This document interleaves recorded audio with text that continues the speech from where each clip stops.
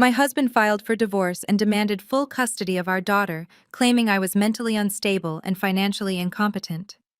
He stood there in his $5,000 custom suit smirking as his lawyer dismantled my character piece by piece. He thought he had executed the perfect plan to leave me with nothing. He thought he had bought our daughter's loyalty with trips to Disney and expensive toys. But he was wrong. Just as the judge was about to bang his gavel and seal my fate, my 8-year-old daughter Maya raised her hand from the witness bench. "May I show you something that Mom doesn't know about?" "Your Honor," she asked, her voice trembling, but clear. Darnell nodded at her, confident she was about to praise him. The judge allowed it.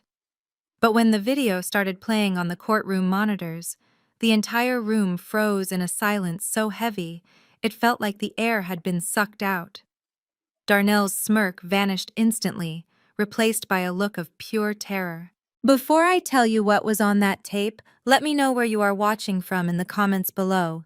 Hit like and subscribe if you have ever had to sit in silence while someone lied about you knowing your time to speak was coming. My name is Keisha, and at 32 years old, I was sitting in the coldest room in Atlanta, the Fulton County Superior Court. The air conditioning was humming, but the chill I felt came from the man sitting at the plaintiff's table. Darnell, my husband of 10 years, looked every inch the successful venture capitalist he claimed to be. He was wearing a navy Tom Ford suit that fit him like a second skin, his grooming impeccable, his posture radiating the arrogance of a man who has never been told no. To the world, Darnell was the epitome of success, a pillar of the community, a man who invested in the future. To me, he was a stranger who had spent the last 6 months systematically destroying my life. I sat alone at the defendant's table. I had no high-powered legal team whispering in my ear. I had no entourage. I was wearing a simple, slightly worn gray dress that I had pulled from the back of my closet. My hair was pulled back in a severe bun, and I wore no makeup. To anyone looking at me, I looked exactly like what Darnell said I was: a tired, defeated housewife who couldn't keep up with her husband's brilliance. That was exactly what I wanted them to see. They didn't know that beneath this facade of defeat, I was calculating every word, every gesture, and every lie being told. Darnell's lawyer, a man whose hourly rate could feed a family for a month, stood up and adjusted his silk tie. "Your Honor," he began, his voice smooth and practiced, "we are asking for full physical and legal custody of the minor child Maya. As the evidence shows, the mother Keisha has no independent income. She has displayed erratic behavior, financial irresponsibility, and an inability to provide a stable environment. My client, on the other hand, is a pillar of stability. He has provided everything for this family, while his wife has squandered resources and refused to contribute."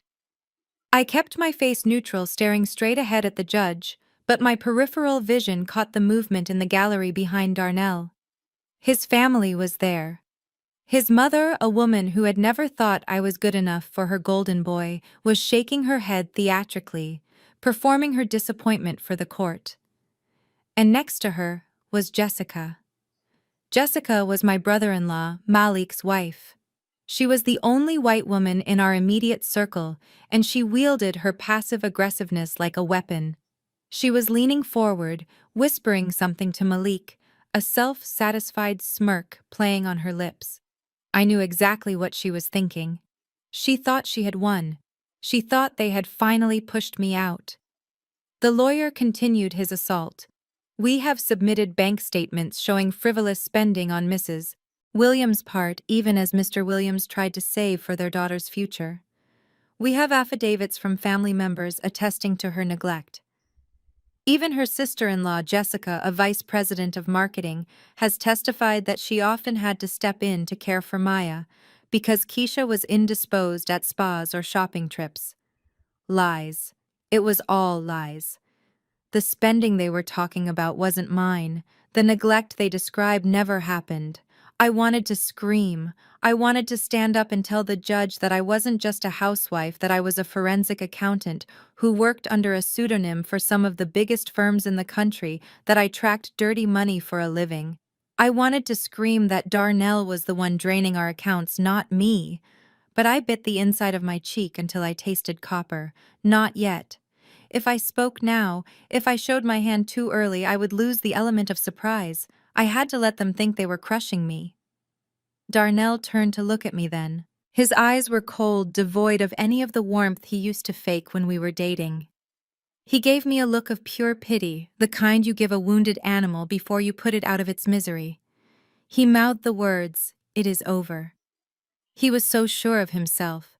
He had the prenup, he had the money, and he had the family support. He had isolated me, gaslighted me, and now he was publicly humiliating me to ensure I left this marriage with nothing but the clothes on my back. The judge, a stern man who looked like he wanted to be anywhere else, shuffled the papers on his desk. He looked from Darnell polished and confident, to me silent and solitary. It wasn't hard to see which way he was leaning. In his eyes, this was an open and shut case. A successful man versus a woman who refused to work. A loving father versus a mother who had let herself go. Mrs. Williams, the judge, addressed me, his voice weary. "You have no legal representation today. Do you have anything to say in your defense regarding these accusations?" I stood up slowly. My legs felt heavy, but I forced myself to keep my chin up. "No, Your Honor," I said, my voice quiet. "I believe the truth reveals itself in time. I will respect the court's decision based on the evidence presented." A ripple of laughter went through the gallery. I heard Jessica snicker loudly. It was a pathetic defense, and they knew it. Darnell relaxed in his chair, unbuttoning his suit jacket. He had won. He knew it. The judge knew it. The entire room knew it. The judge cleared his throat, ready to deliver his ruling. Based on the financial discrepancies and the testimony regarding the home environment, I am inclined to grant temporary custody to the father, pending a full psychological evaluation of the mother. Furthermore, regarding the marital assets. "Excuse me, Your Honor." The small voice cut through the heavy atmosphere of the courtroom like a bell. Everyone turned. Maya, my 8-year-old daughter, was sitting on the bench designated for children involved in proceedings. She was clutching her old, worn-out teddy bear, the one Darnell had tried to throw away a dozen times because it didn't fit the aesthetic of his luxury lifestyle. She was wearing her Sunday best, her hair braided neatly, looking small and terrified, but determined. Darnell smiled benevolently at her.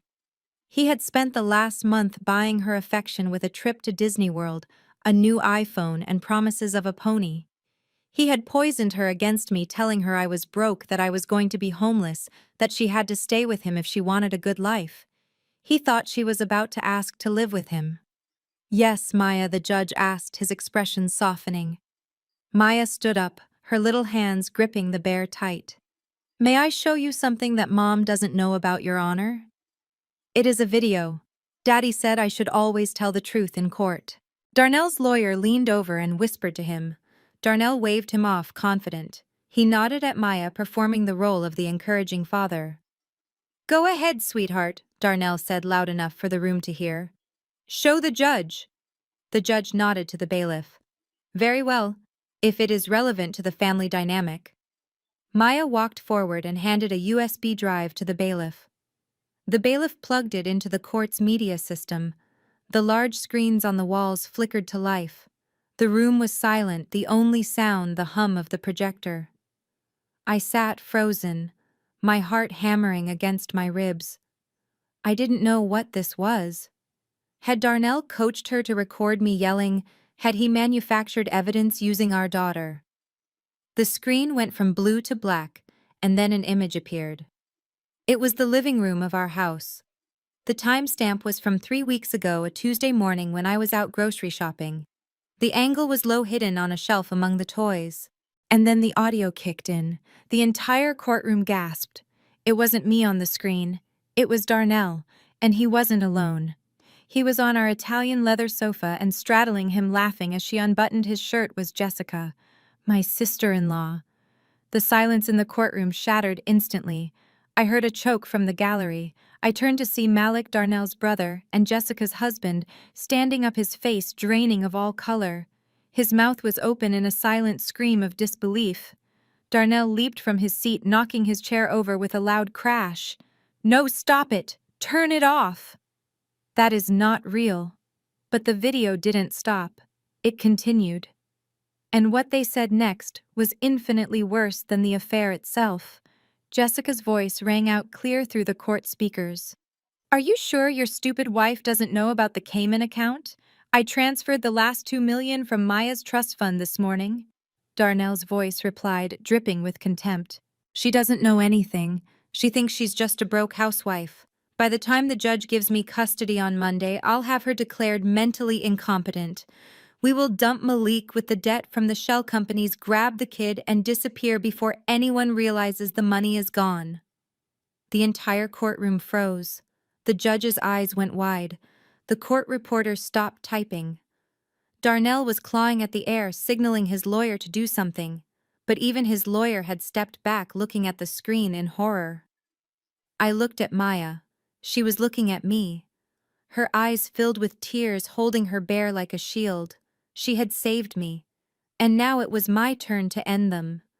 The courtroom monitors beamed the image of my living room in high definition, the midday sun streaming through the sheer curtains I had hand-sewn myself. On the screen, Darnell and Jessica were tangled together on the custom Italian leather sofa I had saved for 3 years to buy. The visual was devastating enough, seeing my husband's hands, the hands I had held during our daughter's birth, roaming over my sister-in-law's body. But it was the casual cruelty of their intimacy that sucked the oxygen out of the room. They weren't just cheating, they were celebrating. Jessica threw her head back, laughing at something Darnell whispered, her blonde hair spilling over the cushions where my daughter usually sat to watch cartoons.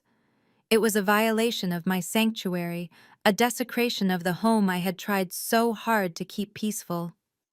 In the courtroom, the reaction was immediate and visceral. Malik, my brother-in-law, let out a sound that I can only describe as the noise a wounded animal makes. He stood up his chair, scraping violently against the floor, his eyes wide and unseeing as he stared at the screen. He looked from the video to his wife Jessica, who was currently sitting in the gallery, her face drained of all blood, her mouth opening and closing like a fish on dry land. She reached out a hand toward him, but he recoiled as if she were burning hot. Darnell's mother, the woman who had spent years criticizing my housekeeping and my parenting while praising Jessica as the ideal wife, brought her hands to her chest and let out a gasp that echoed off the high ceilings. She looked at her golden boy, her Darnell, and for the first time I saw shame in her eyes. Darnell was no longer the confident, arrogant man in the $5,000 suit. He was scrambling, literally clawing at the table as he screamed at his lawyer, "Turn it off! It is fake! That is a deep fake! They are using AI to frame me! Stop it now!" His voice cracked high and desperate, stripping away the veneer of the composed venture capitalist. He looked at the judge, panic sweating through his expensive shirt. "Your Honor, this is inadmissible. This is fabricated. My wife is a computer expert. She made this up." But the judge didn't move. He stared at the screen, his expression hardening into stone. The bailiff made no move to stop the playback. The video continued, and the audio shifted from the sounds of their affair to a conversation that was far more damning than the infidelity.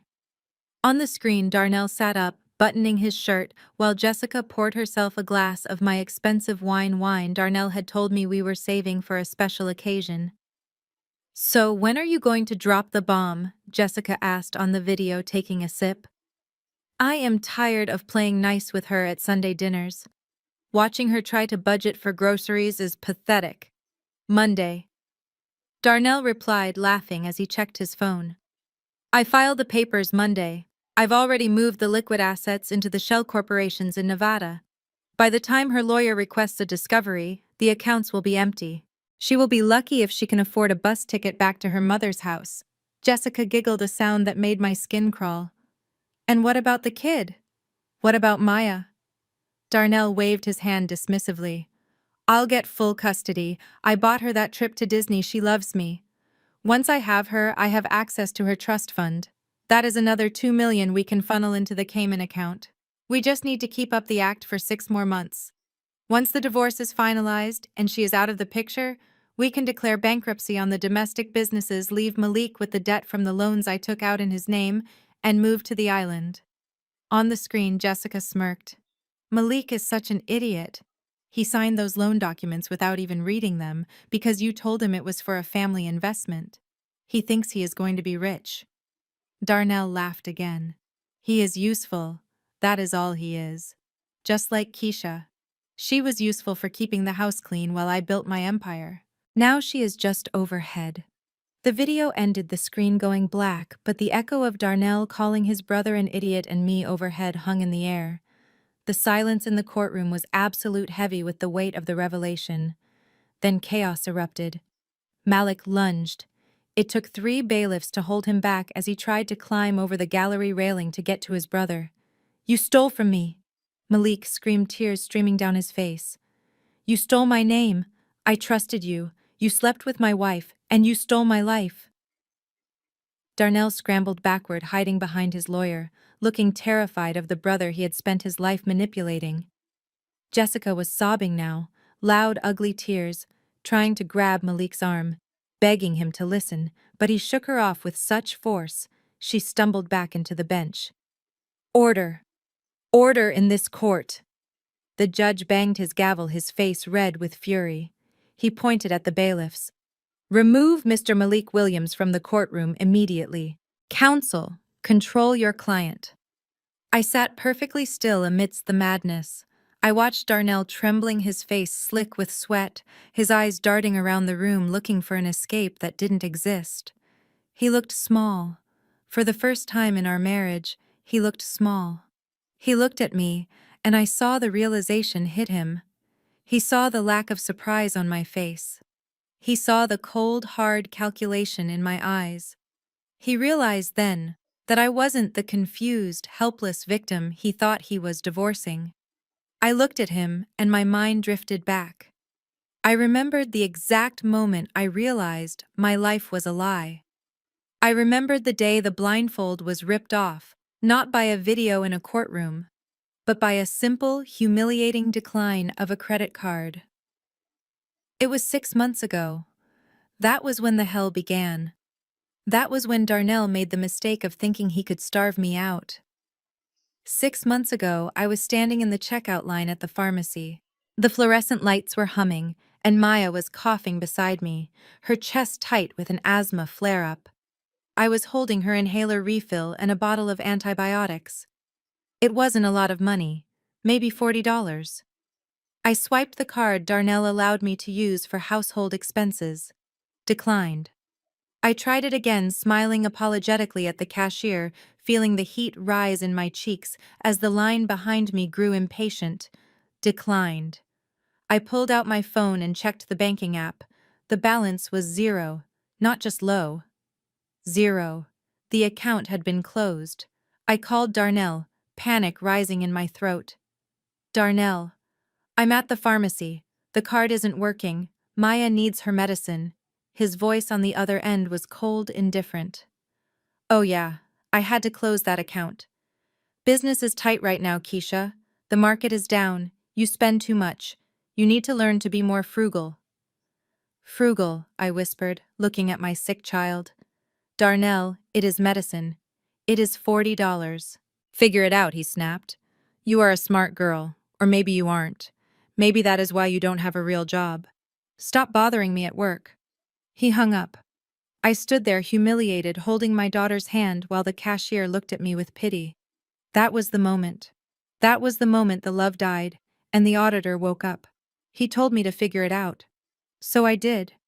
I went home, and for the first time in years, I didn't clean. I didn't cook. I went to the basement, opened my old laptop, the one he didn't know I kept, and I logged into the encrypted server I hadn't used since I supposedly retired from forensic accounting. I wasn't just a housewife. I was the ghost auditor. And I was about to audit Darnell's entire life. Looking at him now shaking in the courtroom, I knew he wished he had just paid for the inhaler, because that $40 cost him everything. 6 months before the courtroom explosion, my life was a meticulously curated performance of black excellence. To the outside world, Darnell and I were Atlanta royalty. He was the visionary venture capitalist, the man with the Midas touch who could turn a napkin sketch into $1 million IPO. I was his polished silent accessory, the woman who hosted the charity galas in our Buckhead mansion and smiled on cue. Darnell was obsessed with optics. He curated our public image with the same ruthlessness he applied to his hostile takeovers. Before every event, he would inspect me like a drill sergeant, inspecting a recruit. "Is that the dress you are wearing?" he would sneer, adjusting my necklace until it choked me slightly. "Try to look like you belong here, Keisha. Don't embarrass me with any of your low-budget habits. Just smile and nod. Let the adults do the talking."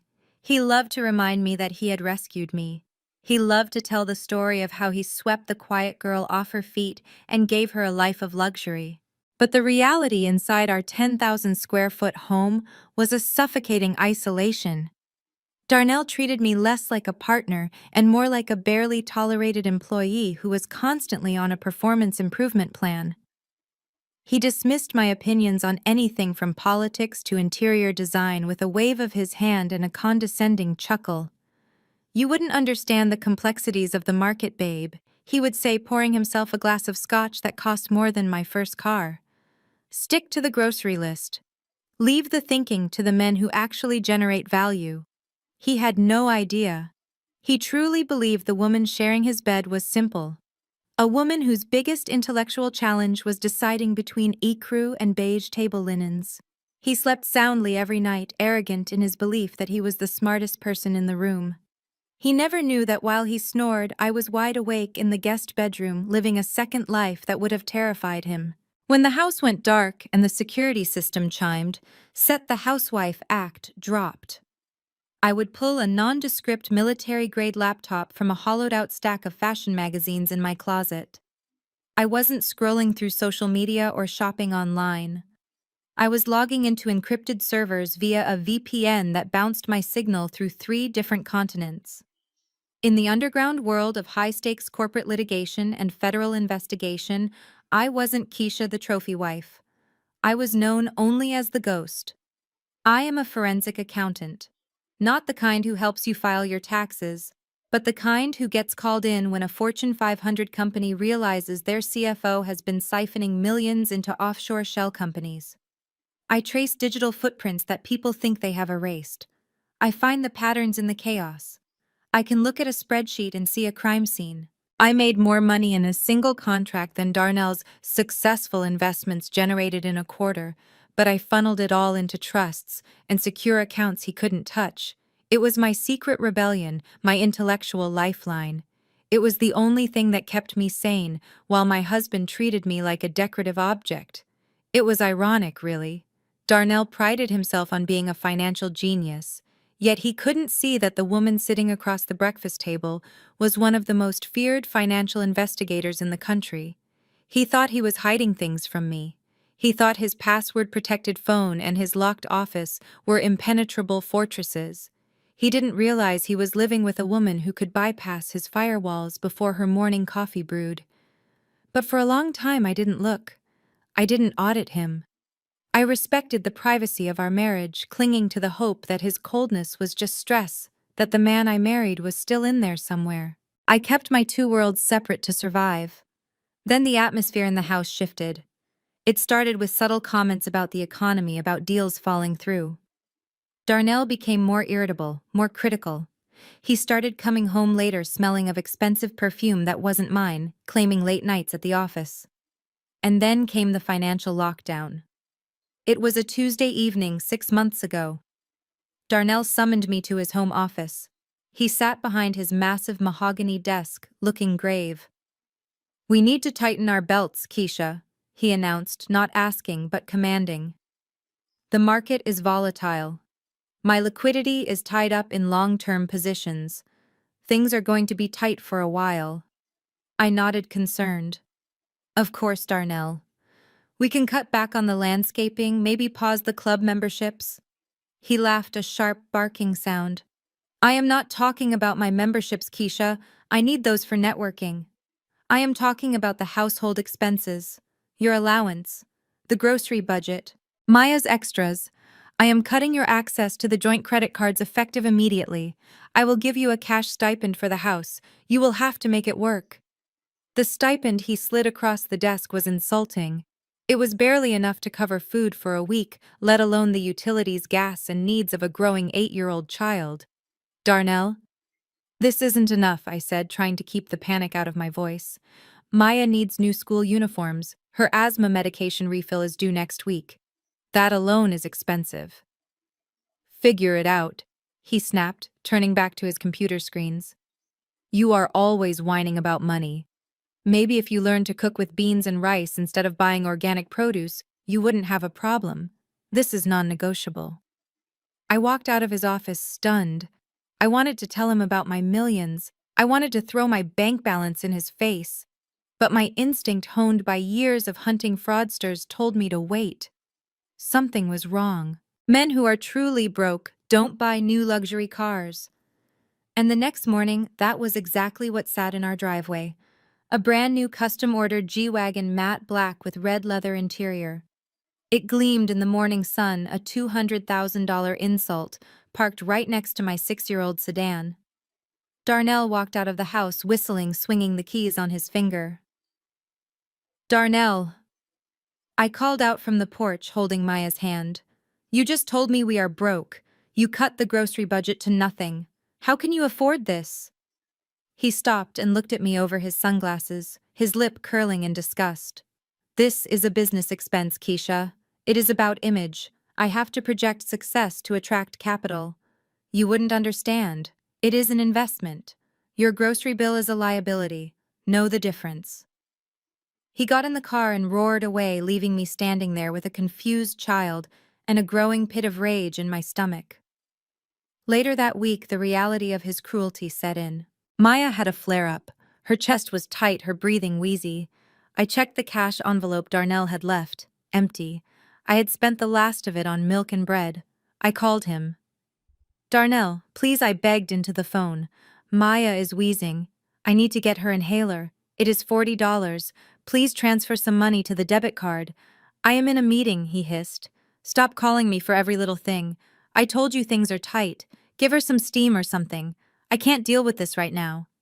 He hung up. I stared at the phone, listening to my daughter cough in the next room.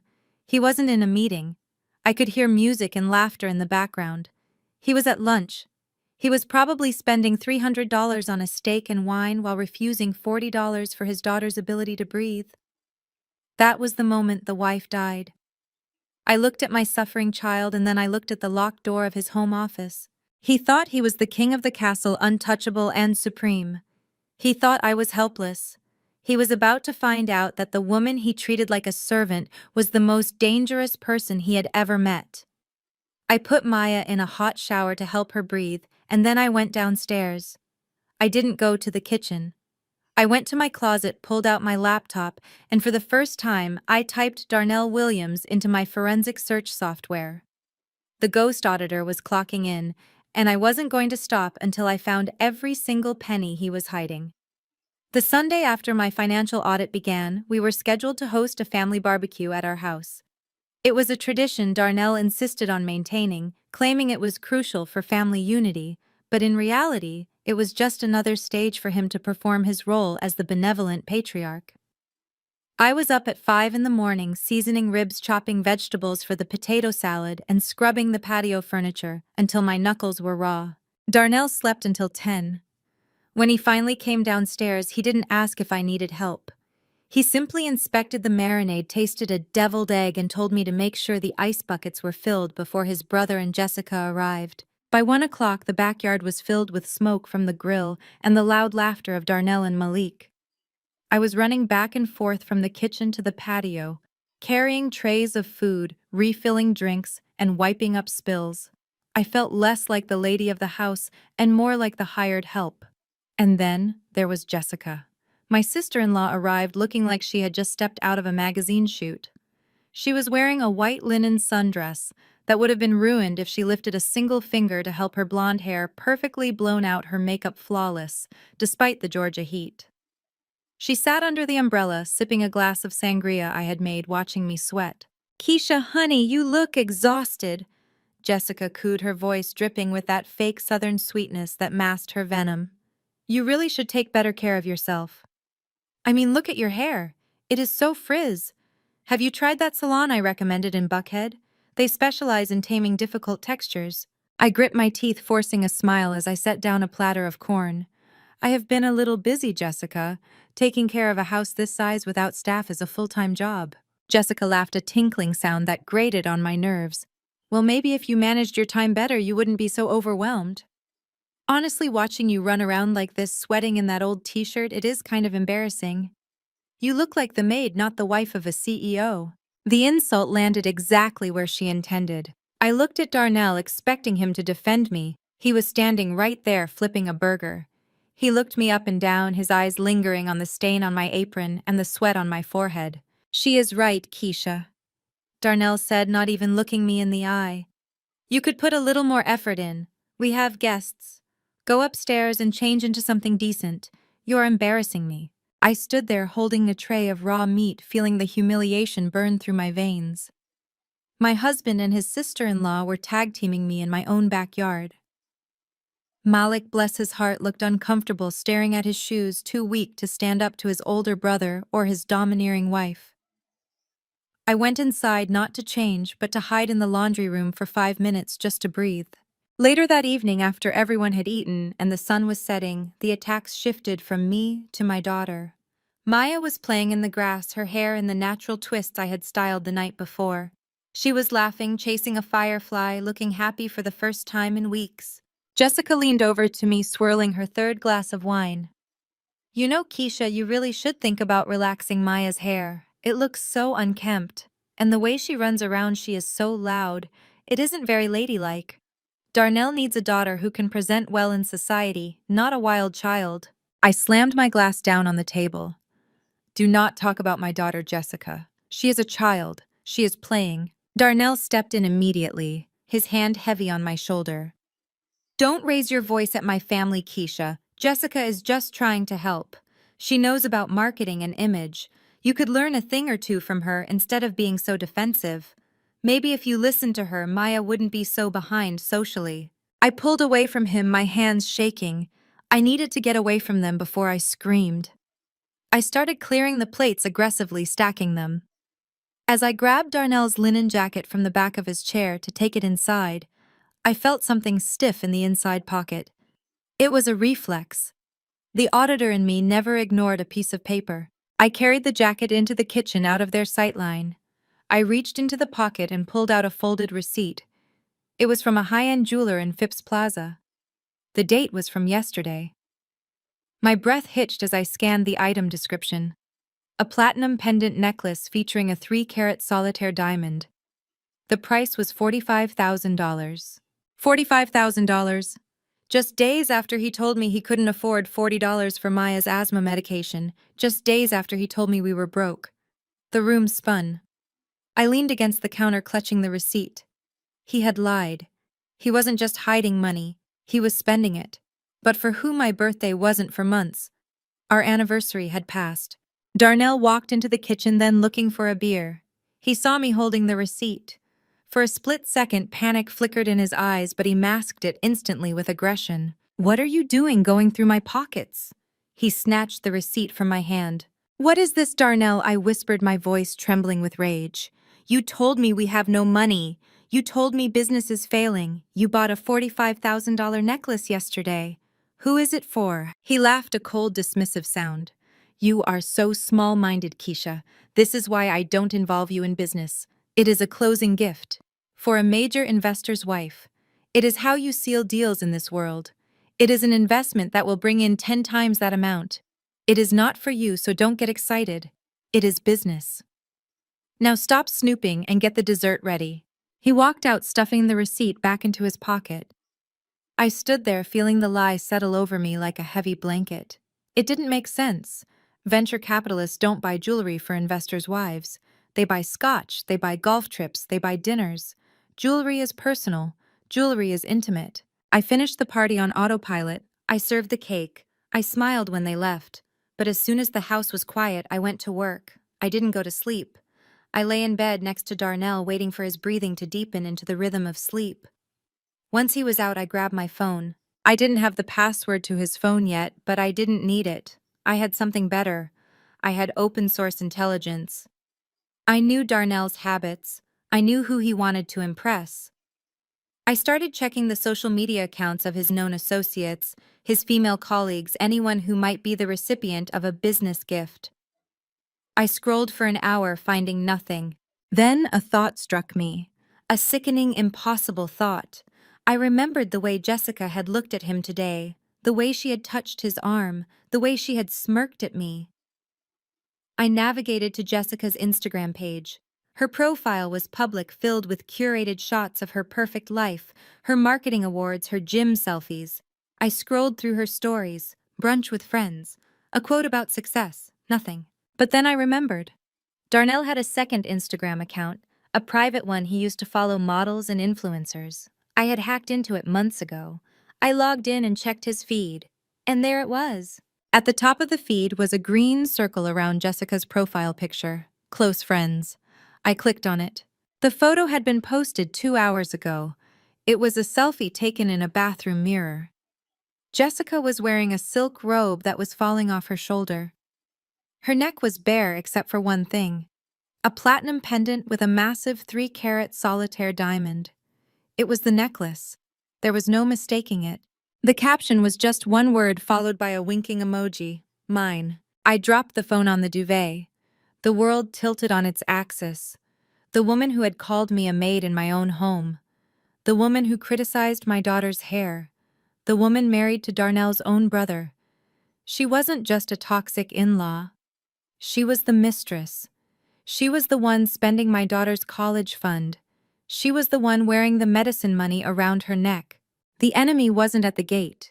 The enemy was in the guest room drinking my wine and sleeping with my husband.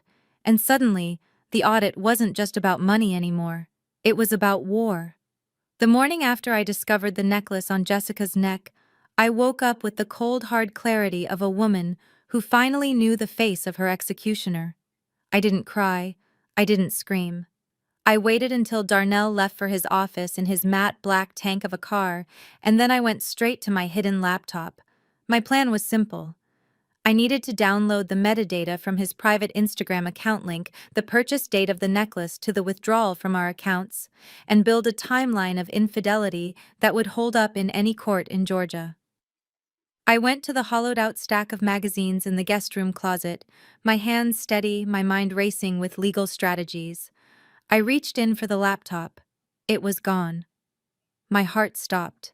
I frantically tore through the closet, throwing shoeboxes and winter coats onto the floor. I checked under the bed, in the drawers, everywhere. The laptop, my lifeline, my only connection to the outside world and my secret career, had vanished. Panic, cold and sharp, pierced through my chest. Had he found it? Did he know I ran downstairs, my breath coming in short gasps? I was about to call him, about to break my cover and demand to know where my property was, when I saw it. It was sitting on the kitchen island, right next to the fruit bowl. A sticky note was attached to the screen. It was written in Darnell's aggressive, jagged handwriting. Found this in the laundry hamper. You really are losing it, Keisha. Put your toys away. I stared at the note, my blood running cold. I hadn't put it in the laundry hamper. I had hidden it with the precision of a woman who tracks cartels for a living. He was telling me 2 things. First, that he knew I had secrets. And second, that no matter how well I hid them, he could find them. He hadn't destroyed it, though. He hadn't even tried to log in. The encryption keys were untouched. He wanted me to know that he was watching. He was toying with me. That was the first shot in a psychological war that escalated with terrifying speed over the next week. Darnell didn't just want to hide his affair, he wanted to dismantle my reality. He wanted to make sure that when I finally screamed the truth, no one would believe me. It started with small things. Tuesday afternoon, I needed to pick Maya up from school. I went to the hook by the door where I kept my car keys. They weren't there. I checked my purse. I checked the kitchen counters. I checked the pockets of every coat I owned. I spent 45 minutes tearing the house apart, sweat pouring down my back. Maya's dismissal time ticking closer and closer. I finally had to call an Uber, humiliated as I ran late into the school office, the secretary giving me a disapproving look. When I got home, Darnell was in the kitchen drinking water. "Where were you?" he asked, looking at his watch. "You are late starting dinner." "I couldn't find my keys," I said, my voice trembling. "I looked everywhere." He raised an eyebrow, walked over to the refrigerator and opened the freezer. He reached behind a bag of frozen peas and pulled out my keys. The metal jingled as he tossed them onto the counter. "They were right here, Keisha," he said, his voice dripping with faux concern. "Why did you put your keys in the freezer? I didn't," I whispered, staring at the keys as if they were a venomous snake. "I hung them on the hook." Darnell sighed, a long, heavy sound of exhaustion. "You are doing this a lot lately. Forgetting things, putting things in weird places. It is getting worse. Maybe you should see someone." I felt a scream building in my throat, but I swallowed it. He was trying to break me. He was trying to make me doubt my own mind. I didn't engage. I picked up the keys and walked away. But the gaslighting didn't stop at the front door. It seeped out into our community, poisoning the well before I could even try to drink from it. 2 days later, I was at the grocery store buying the cheap cuts of meat Darnell's allowance permitted. I ran into Sarah, a woman from our church choir. Usually Sarah was warm, chatty, eager to gossip. Today she looked at me with a mixture of pity and fear. She placed a hand on my arm, her touch tentative. "Keisha, honey," she said, her voice lowered to a conspiratorial whisper. "Darnell told us about your diagnosis. We are all praying for you." "My diagnosis?" I asked, confused. "Sarah." "I am fine." "What did he tell you?" She looked uncomfortable, shifting her weight. "Oh, you don't have to pretend with me." "He told the deacon board about the postpartum depression. He said it has come back, delayed reaction. He said you have been having episodes, that you are struggling to distinguish reality." I stared at her, my mouth agape. Postpartum depression. Maya is 8 years old. Sarah, that is insane. I am not depressed. Darnell is lying to you. Sarah pulled her hand back, her eyes hardening. "See? He said you would say that. He said you were in denial. He is so worried about you, Keisha. He is such a good man to stand by you through this mental break. You really should listen to him." She walked away, leaving me standing in the cereal aisle, shaking with rage. It was brilliant. It was evil, and it was brilliant. By framing me as mentally unstable, he had inoculated our entire social circle against anything I might say. If I told them about the affair, it was a delusion. If I told them about the money, it was paranoia. If I fought back, it was an episode. He was systematically destroying my credibility, turning me into a patient instead of a partner. I rushed home, determined to confront him. I was done playing the long game. I was done auditing quietly. I was going to look him in the eye and tell him I knew about Jessica, about the Cayman accounts, about everything.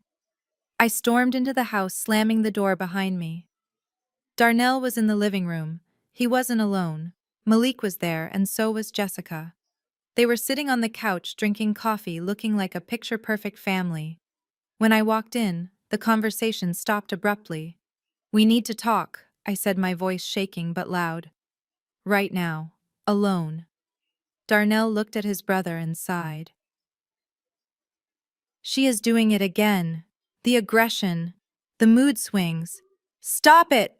I screamed, throwing my purse on the floor.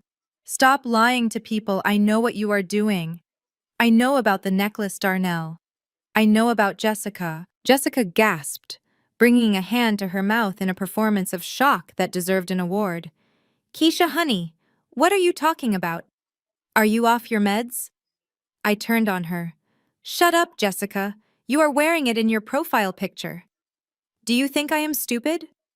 Darnell stood up slowly. He looked calm, terrifyingly calm. He walked over to the mantel where a large, expensive crystal vase sat, a wedding gift from his mother. He looked at me, his eyes dead and cold. "You are out of control, Keisha," he said softly. "You are a danger to this family. You are a danger to yourself." He picked up the vase. "Darnell, what are you doing?" I asked, taking a step back. He smashed the vase onto the hardwood floor.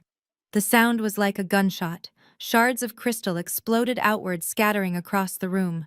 Before I could process what was happening, he reached up and ripped the collar of his own shirt, tearing the fabric down to the second button. He raked his fingernails down his own chest, leaving angry red welts.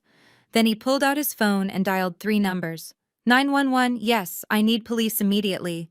My wife. She is attacking me. She is destroying the house. She is having a psychotic break. Please hurry, I am afraid for my safety. He hung up and looked at me. He smiled. It was the smile of a man who had already written the ending of the story. "No one is going to believe the crazy housewife Keisha," he whispered. "Not over me." I stood amidst the shattered glass, the wail of sirens already faint in the distance, and realized he was right. The trap had snapped shut. He hadn't just stolen my money and my marriage, he was about to steal my freedom.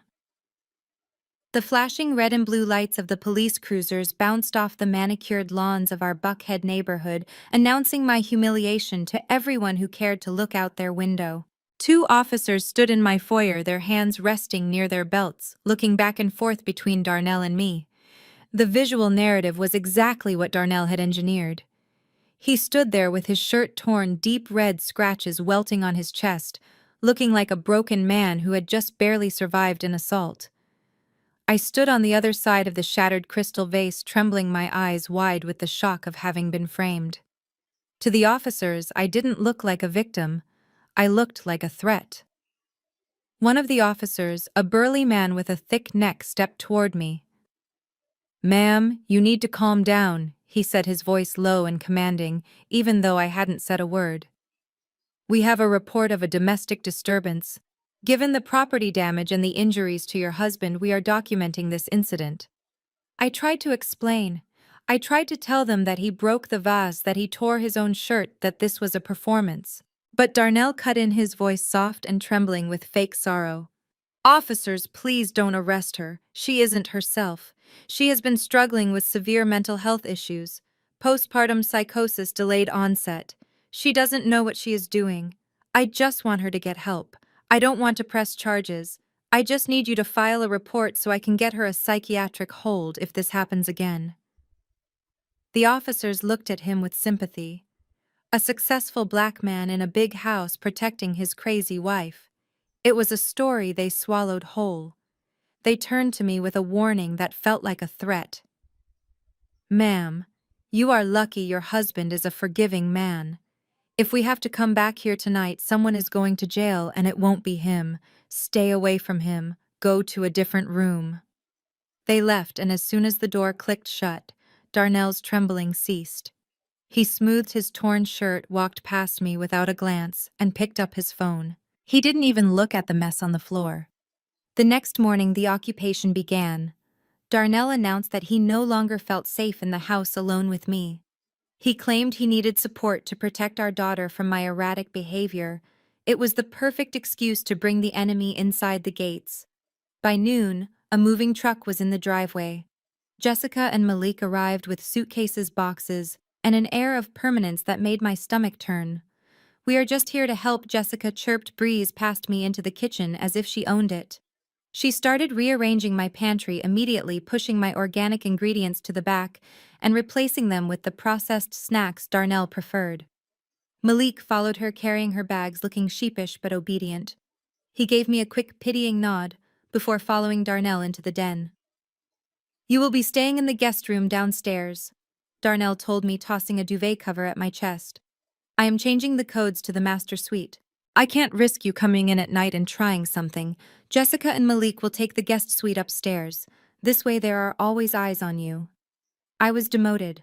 I was stripped of my privacy, my bed, and my dignity in my own home. The guest room downstairs was small, cold, and smelled faintly of mildew. It was where we put relatives we didn't particularly like. Now it was my cell. I moved my few remaining clothes into the small closet, feeling the walls closing in. I could hear them upstairs walking on the floors I had polished, laughing in the rooms I had decorated. Dinner that night was a masterclass in psychological torture. Darnell insisted we all eat together at the dining table, a performance of a happy extended family rallying around a crisis. I sat at the end of the table picking at my food, while Jessica sat in my usual chair to Darnell's right. Malik sat across from her chewing enthusiastically, completely oblivious to the dynamic playing out inches from his face. The air between Darnell and Jessica was electric thick with a shared secret that everyone but Malik seemed to feel. They didn't just flirt, they flaunted it. Jessica would reach across Darnell to grab the salt, letting her chest brush against his arm, lingering just a second too long. Darnell would laugh at her jokes, his eyes dropping to her lips, a look of hungry possession on his face that made me nauseous. "This steak is incredible," Jessica said, looking directly at Darnell. "You always did have the best taste in everything." Darnell smirked, swirling his wine. "I know what I like and I know how to get it, unlike some people who just take up space." He glanced at me, then back at Jessica. They shared a smile that was so intimate, so exclusionary, it felt like a physical slap. Malik just kept eating, nodding along. "Man, this is great, Darnell. Thanks for letting us stay. We really appreciate it, especially with the financial stuff going on." "Don't worry about it, brother," Darnell said, clapping Malik on the back while locking eyes with Jessica. "What is mine is yours. We take care of family." I excused myself, unable to watch the charade any longer. I went to the downstairs guest room and locked the door, though I knew a lock wouldn't stop Darnell if he wanted to come in. I sat on the edge of the twin bed, my hands shaking. I couldn't do this. I couldn't live in a house where my husband and his mistress were playing house right in front of me, using my brother-in-law as a shield. I had money stashed away in accounts Darnell didn't know about. I had the skills to disappear. I could pack a bag right now, climb out the window, and be in a different state by morning. I could start over. The thought was seductive. Freedom, silence, no more gaslighting, no more fear. I stood up and grabbed my duffel bag. I started throwing clothes into it, moving with the frantic energy of a prisoner seeing an open gate. I was going to leave, too. I was going to let them have the house, the debt, the lies. I was going to save myself. I crept out of the room, shoes in hand, intending to slip out the back door. But as I passed the living room, I heard voices. Low, murmuring voices. I stopped. It was coming from the play area. I moved closer, hiding in the shadows of the hallway. Jessica was sitting on the floor with Maya. My daughter was holding her teddy bear, looking confused and sad. Jessica was braiding Maya's hair, pulling it tight, too tight. "You have to be a big girl now, Maya," Jessica was saying, her voice soft but laced with poison. "Your mommy is very sick in her head. That is why she acts so strange. That is why she forgets things." Maya sniffled. "But mommy said she isn't sick. She said she is just sad." Jessica tutted, pulling another section of hair. "That is what sick people say, sweetie. They don't know they are sick. But don't worry. Your daddy and I are here now. We are going to take care of you. We are going to be a real family, a happy family. You don't need to worry about mommy anymore. Soon she is going to go to a special hospital where she can't hurt anyone, and then it will just be us." Maya looked up at her, her eyes wide with fear. "Is mommy going away?" "It is for the best," Jessica cooed. "You will see. Daddy and I love you so much. We would never let anything bad happen to you." I stood in the hallway, my hand gripping the doorframe so hard my knuckles turned white.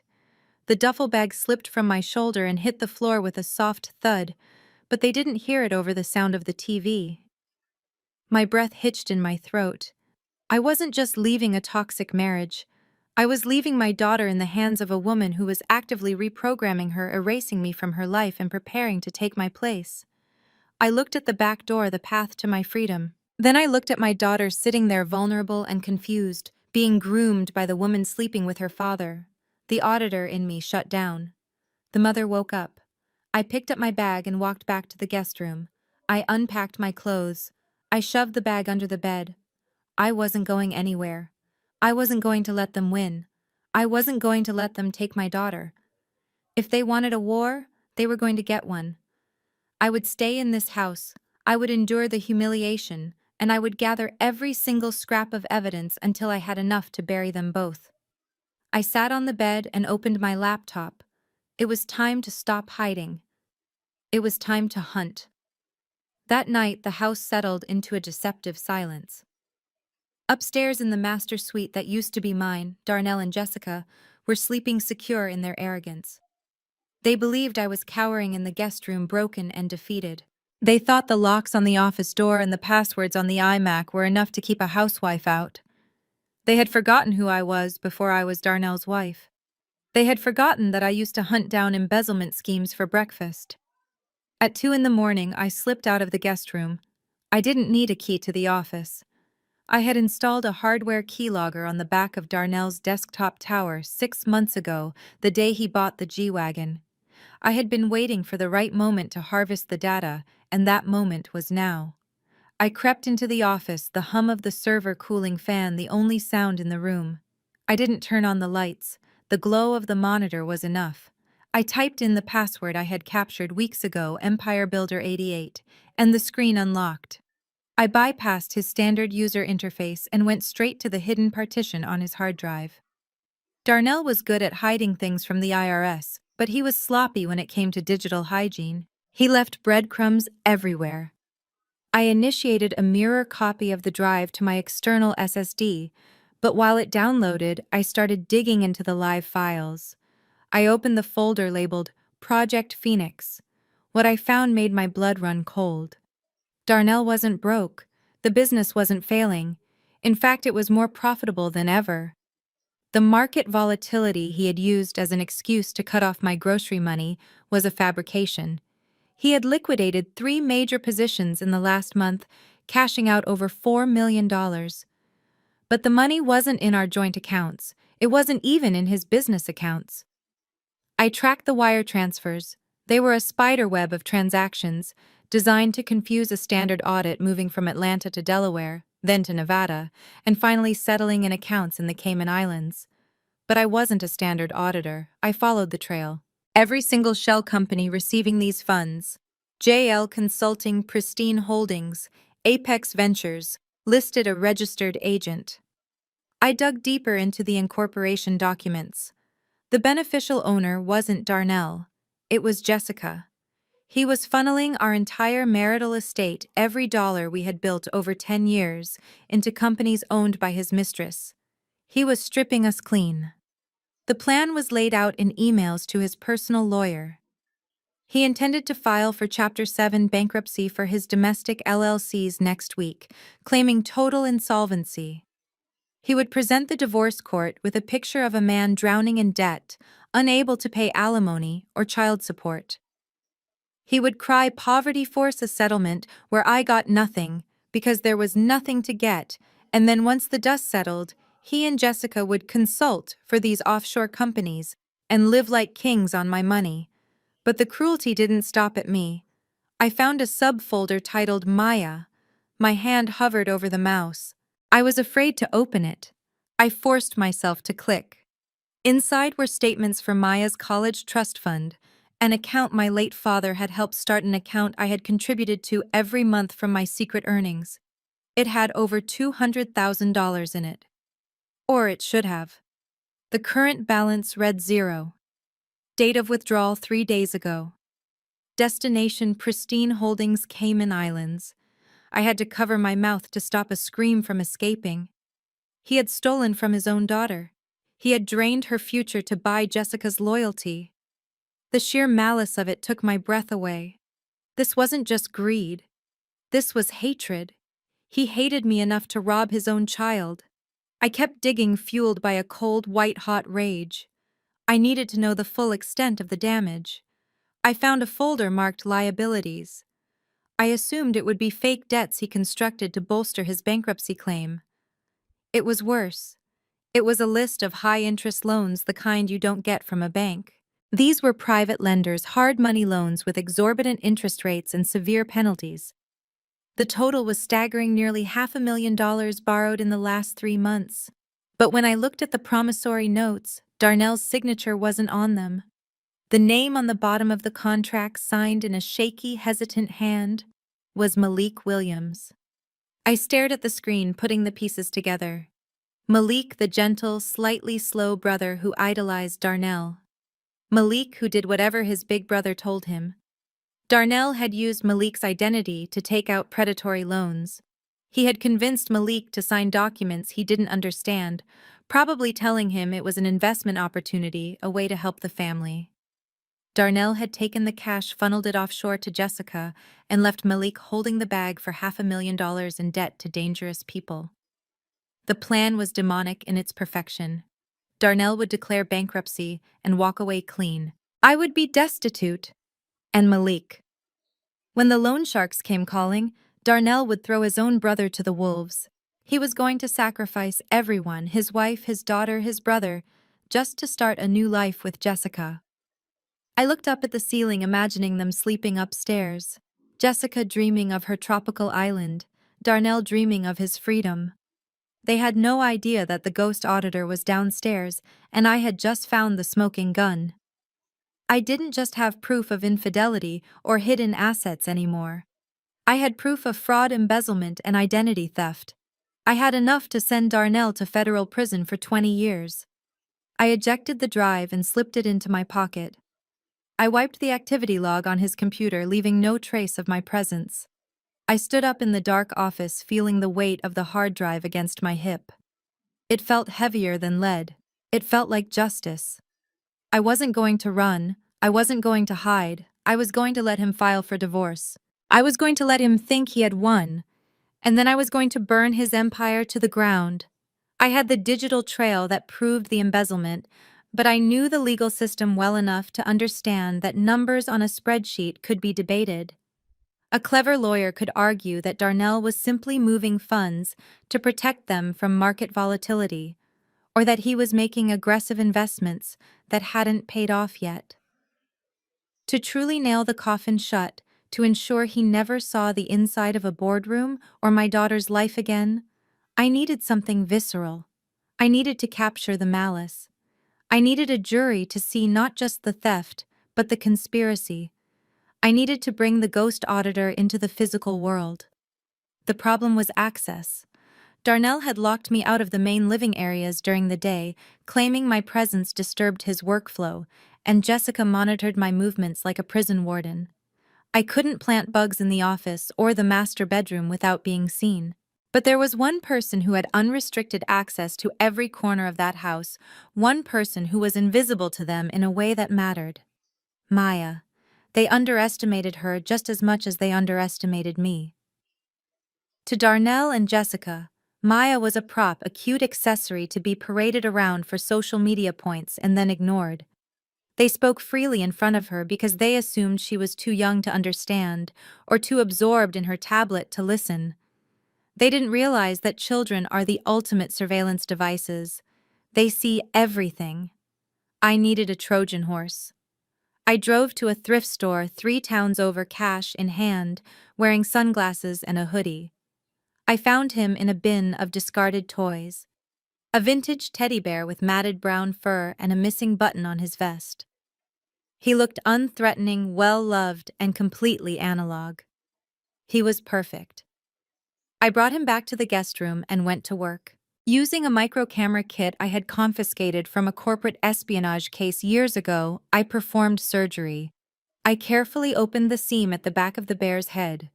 I hollowed out the stuffing behind his left eye and inserted a high-definition lens that was smaller than a pinhead.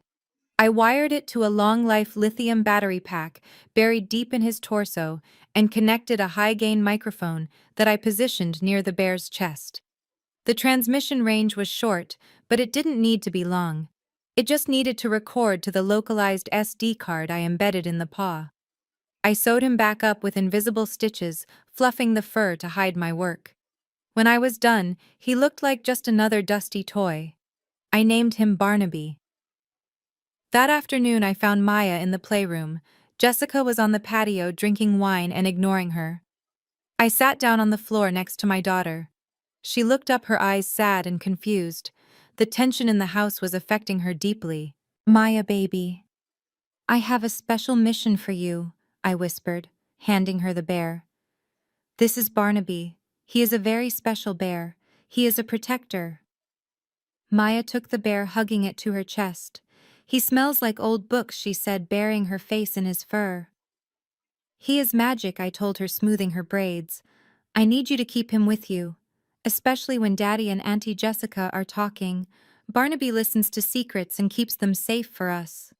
Can you be a secret agent for Mommy? Can you make sure Barnaby is always in the room watching over you? Maya's eyes lit up. A secret agent. Like in the movies. Exactly. But you can't tell anyone. Not Daddy, not Auntie Jessica. It is just for us. She nodded solemnly, clutching the bear tighter. I won't tell. The next 2 days were a test of my nerves. I watched Maya carry that bear everywhere. She took it to breakfast. She sat it next to her while she watched TV. She even brought it into Darnell's office when she went to ask for a snack. Darnell and Jessica didn't even blink. To them, it was just a piece of junk. She was attached to another sign of my failing parenting for letting her carry around something so raggedy. They had no idea that the glass eye staring back at them was recording every word, every smirk, every touch. I waited until Thursday night to retrieve the data. I snuck into Maya's room while she was sleeping, gently unzipped the hidden pouch in the bear's paw, and swapped the SD card. I took it back to my guest room dungeon and loaded it onto my laptop. The footage was clear, the audio crisp. I fast-forwarded through hours of mundane domestic life, skipping over Maya watching cartoons and eating cereal. I stopped when I saw the timestamp for Tuesday evening. The camera angle was low, looking up from the coffee table where Maya had left Barnaby while she went to the bathroom. Darnell and Jessica were in the frame. They were sitting close together on the sofa, a bottle of champagne open between them. They looked celebratory, triumphant. Jessica clinked her glass against Darnell's. To the end of an era, she purred. To new beginnings, Darnell replied, taking a long sip. The audio picked up the rustle of papers. Darnell tossed a thick document onto the table right in front of the bear's unblinking eye. The bankruptcy filing is ready, Darnell said. My lawyer says it is airtight. On paper, I am destitute. The domestic accounts are drained. The business assets are officially worthless. When we go to court, I will be a man with nothing but debt. The judge will have to deny alimony. She won't get a dime. Jessica laughed, tracing the rim of her glass. It is brilliant, baby. But what about the custody hearing? You know she is going to fight. She might play the victim card. Darnell leaned back, crossing his arms behind his head. That is the best part. We aren't just going for custody. We are going for a 50-150. I froze, my hand hovering over the pause button. A 50-150. Involuntary psychiatric hold. What do you mean? Jessica asked, leaning in. I spoke to Dr. Arrington today. Darnell said, his voice dropping to a conspiratorial level. He is that psychiatrist on my payroll, the one who helped me with the union problem last year. I gave him a breakdown of Keisha's behavior, the memory loss, the aggression, the paranoia. He is willing to testify that she presents an immediate danger to herself and others. Jessica's eyes widened. Seriously. You can do that? Darnell nodded, a cruel smile playing on his lips. Once the divorce papers are served on Monday, I am going to trigger an incident. Maybe I will hide her phone again, or turn off the power to her room. When she snaps, and she will snap, I will call the police again. But this time I will have Dr. Arrington's preliminary evaluation ready to hand to the officers. They will take her straight to the state facility for a 72-hour observation. And during those 72 hours, Jessica asked, during those 72 hours, we get an emergency ex parte order for full custody, Darnell explained. By the time she gets out, dragged up and discredited, she will be labeled legally incompetent. We will have Maya, we will have the trust fund, and she will be lucky if she isn't committed permanently. It is a clean sweep, Jess. We bury her credibility, and then we bury her. Jessica shivered, a look of pure excitement on her face. You are bad, Darnell. I love it. So when do we initiate? Monday morning, he said. Right after breakfast. We serve the papers, we provoke the breakdown, and by lunch she is in a padded room and we are booking our flights to the Caymans. The video ended. I sat in the dark, the glow of the screen illuminating my face. My hands weren't shaking anymore. The fear was gone. It had been burned away by a rage so pure it felt like clarity. They weren't just planning to leave me, they were planning to erase me. They were going to use the legal system, the medical system, and the police to take away my freedom and my child. They were going to gaslight the state of Georgia into locking me up. I looked at the date on my computer. It was Friday. I had 48 hours. 48 hours before they triggered their trap. But they had made a critical error. They assumed the game started on Monday. They didn't know the game had already started, and I was about to make a move that would checkmate them before they even set up the board. I took the SD card and put it in a secure case. Then I picked up my phone and dialed a number I hadn't used in years. It was a secure line to a contact I made during a federal RICO case in Chicago. Agent Miller, I said when the voice answered. This is the Ghost. I have a file for you. It involves wire fraud, tax evasion, and a conspiracy to commit kidnapping. I am going to need a favor. I hung up and looked at the door. Let them have their weekend. Let them drink their champagne. Monday wasn't going to be my funeral. It was going to be theirs. I sat in the glow of my monitor while the house slept around me, knowing that sending Darnell to prison was not enough. I needed to make sure that when he fell, he had absolutely nothing to catch him. The video of his conspiracy with Jessica was the nail in the coffin, but I wanted to build the coffin myself. I needed to ensure that the millions he stole from our family and from Malik never reached the beaches of the Cayman Islands. If I simply froze the accounts, he might fight it in court with expensive lawyers funded by the very money he stole. I needed him to give the money up voluntarily, thinking he was winning. I opened my secure terminal and initiated a protocol I had not used since my days contracting for the Treasury Department. It is called a honeypot. In the world of digital finance, a honeypot is a trap that looks exactly like a high-value target. It is a fake server, a fake account, a fake destination. I knew Darnell used a specific offshore banking portal to manage his shell companies. It was sophisticated but lazy, relying on saved routing numbers rather than two-factor authentication for every transaction. I spent the next 4 hours rewriting the code on his saved transfer templates. I created a new destination account. It looked legitimate on screen. It had the logo of the Cayman Bank. It had the correct SWIFT codes. But the back-end routing number did not lead to pristine holdings in the Caribbean. It led directly to a holding escrow account controlled by the Internal Revenue Service. Criminal Investigation Division. I had set it up with Agent Miller an hour ago, granting the federal government passive receipt of the funds Darnell was about to launder. He was literally going to wire his stolen fortune directly to the federal government, and he would get a confirmation receipt telling him it was safely hidden offshore. At 3 in the morning, I watched the transfer queue. Darnell had set the system to execute the wire at 6 a.m. on Monday, just before he served me the divorce papers. He wanted the accounts empty when the process server rang the doorbell.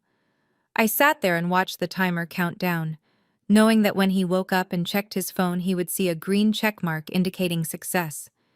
He would think he was a genius. In reality, he would be confessing to federal wire fraud with a digital signature. But I was not done. The house was next. Darnell had stopped paying the mortgage 4 months ago, part of his scheme to ruin his credit score and claim insolvency. The bank had already initiated pre-foreclosure proceedings, classifying the loan as a toxic asset, distressed debt. Darnell thought this was clever.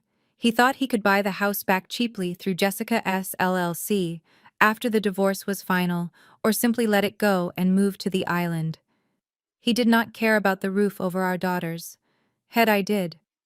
I logged into the bank's distressed asset portal, using my credentials as an accredited investor through my own anonymous LLC called Nemesis Ventures. I found the listing for our mortgage, note 3492. The bank was desperate to offload it.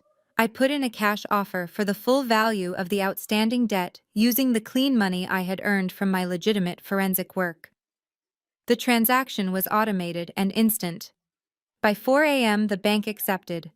Nemesis Ventures was now the legal holder of the mortgage on 42 Oak Creek Drive. Technically, I was now my husband's landlord and creditor.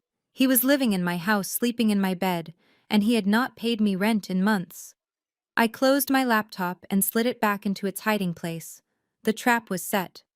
The money he thought he was stealing was going to the feds. The house he thought he was abandoning was already mine. The evidence of his crimes was safely backed up on 3 different cloud servers. I went back to the guest room, but I did not sleep. I lay there listening to the house settle, waiting for the sun to rise on Darnell's last day of freedom. Monday morning arrived with a suffocating tension. The air in the kitchen was thick enough to choke on. Darnell was dressed in his favorite power suit, sipping coffee and checking his phone. He looked up as I entered, and I saw the glint of triumph in his eyes. He had seen the transfer confirmation. The money was gone, or so he thought. Jessica sat at the island feeding Maya cereal. She smiled at me, a predatory baring of teeth. "Good morning, Keisha. Did you sleep well? You look a little tired." I poured myself a glass of water, my hand perfectly steady. I slept fine. "Jessica, thank you for asking." Darnell checked his watch. "It is time." He walked to the front door and opened it, just as a man in a cheap suit walked up the driveway. It was the process server. Darnell had timed it to the second. He signed for the envelope and turned to me, a cruel, theatrical smile on his face. He walked into the kitchen and slapped the thick manila envelope onto the counter right next to my untouched toast. "You have been served, Keisha." I looked at the envelope, then at him. "What is this, divorce papers?" Darnell said, his voice booming with the confidence of a man who thinks he is untouchable, "and an emergency motion for full custody. I am taking Maya. And I am taking the house. Well, what is left of it. I am broke, Keisha. The business failed. We have nothing. The bank is going to take the house anyway, so you might as well pack your bags. Now." Maya looked up, her spoon freezing halfway to her mouth. "Daddy, what is happening?" Darnell ignored her, his eyes fixed on me. "Go ahead, read it. I am petitioning for custody based on your mental instability, and since the prenup is ironclad and there are no assets left to divide, you get 0. You have 1 hour to sign the acknowledgement and get out of my house. Jessica and I will take it from here." Jessica stood up, walking over to stand beside him, slipping her arm through his. "We just want what is best for Maya," she cooed. "We don't want to make a scene, Keisha. Just sign the papers and leave quietly." "It is over." I looked at them standing there, united in their greed and their malice. They thought they had stripped me bare. They thought I was a frightened housewife about to be kicked to the curb. They had no idea that they were standing in a house I owned, talking about money. The government now held. I picked up the pen. Darnell had thrown on the counter. I didn't open the envelope. I didn't read the motion. I didn't cry. I didn't beg. "You want me to sign this?" I asked, my voice calm. "Sign it," Darnell sneered. "Unless you want to spend the money you do not have on a lawyer who will tell you the same thing. You are beaten. Keisha, have some dignity." I looked him dead in the eye and let a slow, mysterious smile spread across my face. It was the smile of the ghost auditor, the smile I wore when I found the missing millions in a ledger. It unnerved him.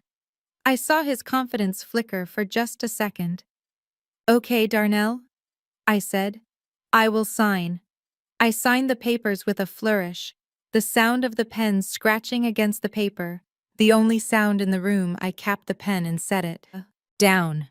Done, I said, pushing the papers back to him.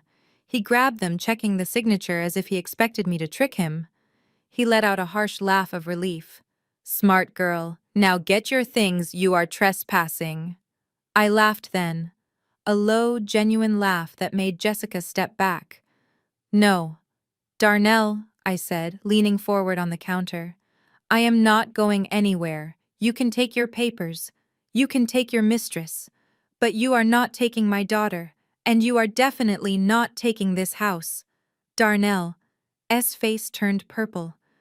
You have 1 hour or I call the police. Call them, I challenged. Call them right now.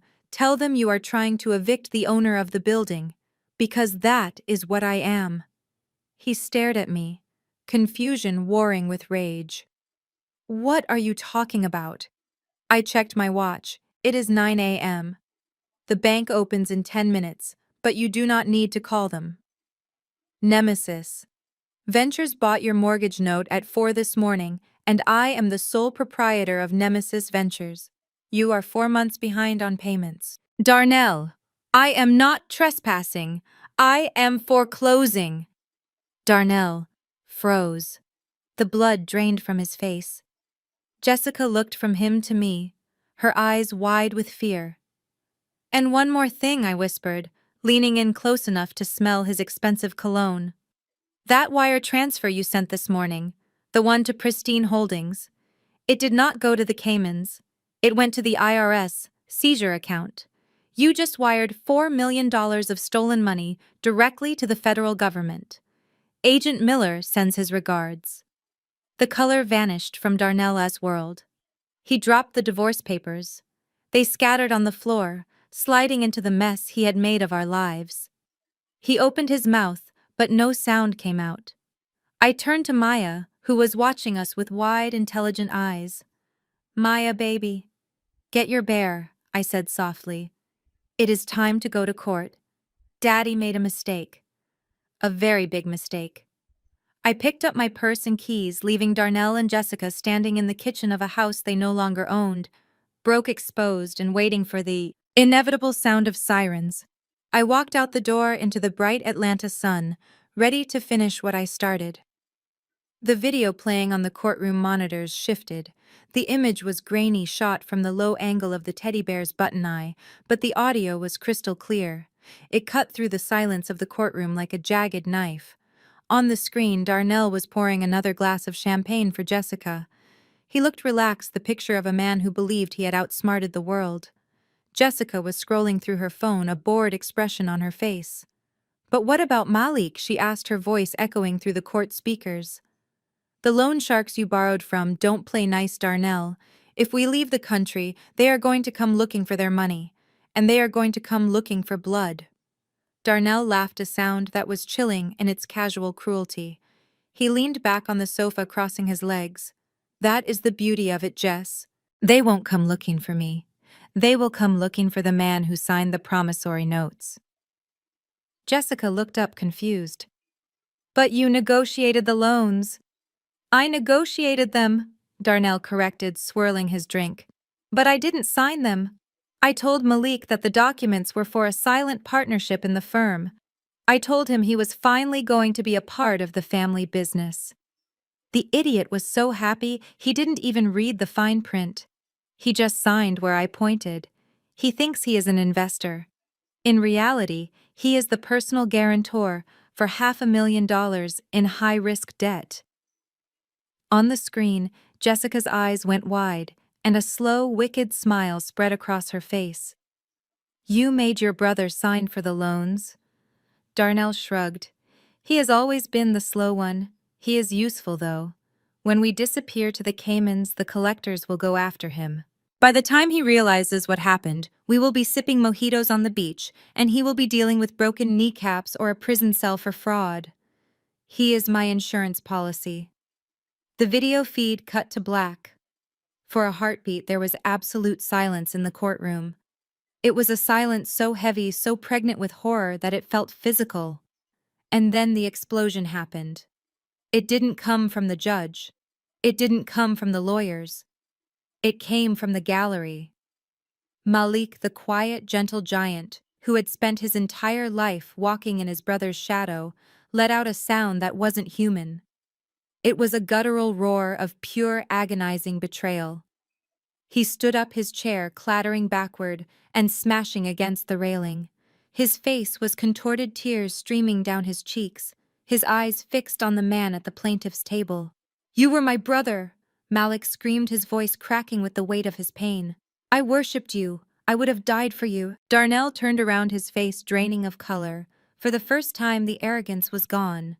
In its place was the sheer terror of a bully who has finally been cornered. "Malik, wait," Darnell stammered, holding up his hands. "It is not what it sounds like. I can explain." "Liar."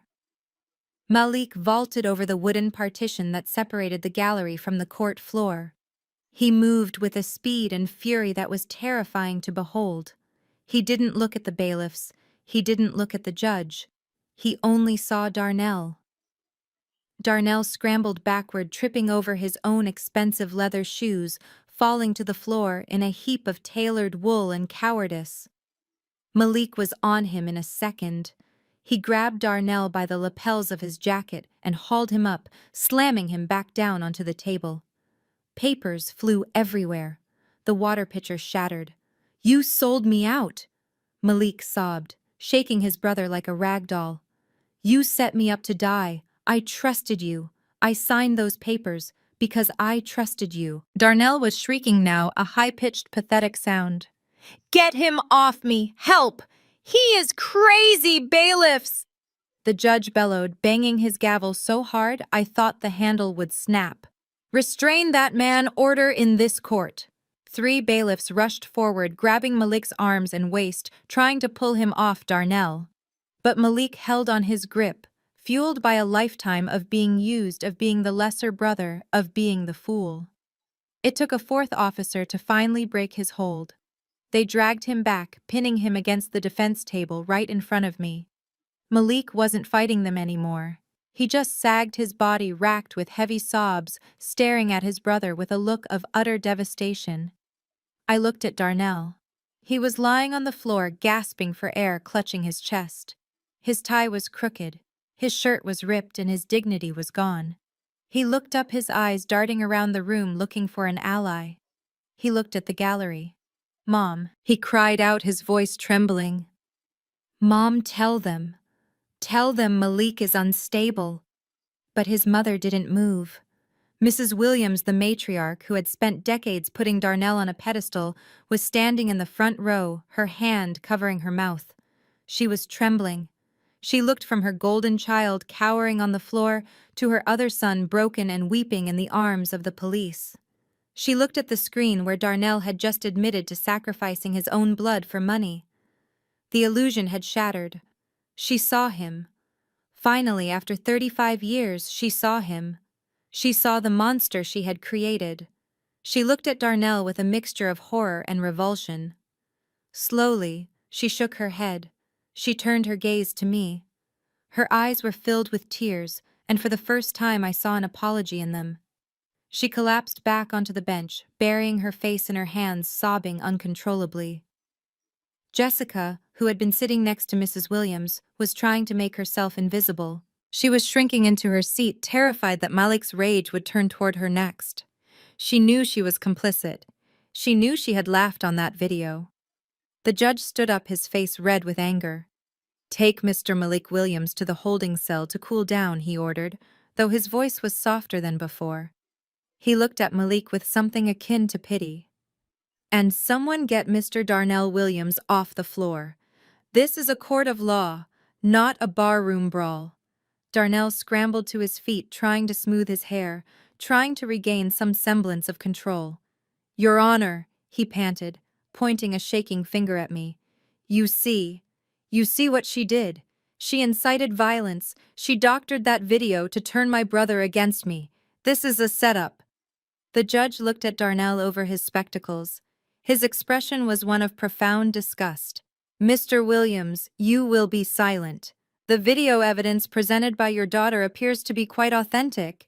And frankly, given what we just heard, you are lucky your brother only grabbed your jacket. The room slowly quieted down, leaving only the sound of Mrs. Williams weeping and Darnell's ragged breathing. The air was thick with the wreckage of a family destroyed in 10 minutes. The judge took a deep breath and looked at me. "Mrs. Williams," he said, addressing me with a new level of respect. "This video is disturbing, to say the least. It certainly changes the landscape of the custody hearing. However, regarding the financial allegations..." Darnell straightened up, seizing on a glimmer of hope. "Exactly, Your Honor. It is just a video. People talk. It proves nothing about actual money. There is no paper trail. I am still bankrupt. I still have no assets. She can't prove I actually stole anything."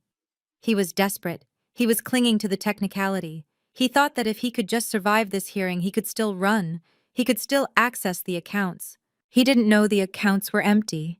He didn't know I had redirected the river. I stood up. I smoothed the wrinkles in my simple gray dress.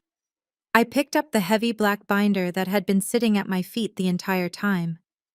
I looked at Darnell and I saw the confusion in his eyes. He didn't know what was in the binder. He thought the video was my only weapon. He thought I was done. I walked to the center of the room. I placed the binder on the defense table with a heavy thud. "Mrs. Williams," the judge asked, "do you have anything further to add?" I looked at the judge, then I looked at Darnell. I let a small cold smile touch my lips. "I am not finished, Your Honor," I said, my voice steady and commanding. The video was just the introduction. Now I would like to present the audit. The black binder hit the table with a sound that echoed like a gunshot in the silent courtroom. It was 3 inches thick, filled with spreadsheets, bank authorizations, and IP logs. Darnell looked at it, then at me, and let out a nervous, scoffing laugh. "What is this, Keisha? Some scrapbook of receipts? You are trying to bore the judge to death?" I ignored him. I turned to the judge, who was looking at the binder with curiosity.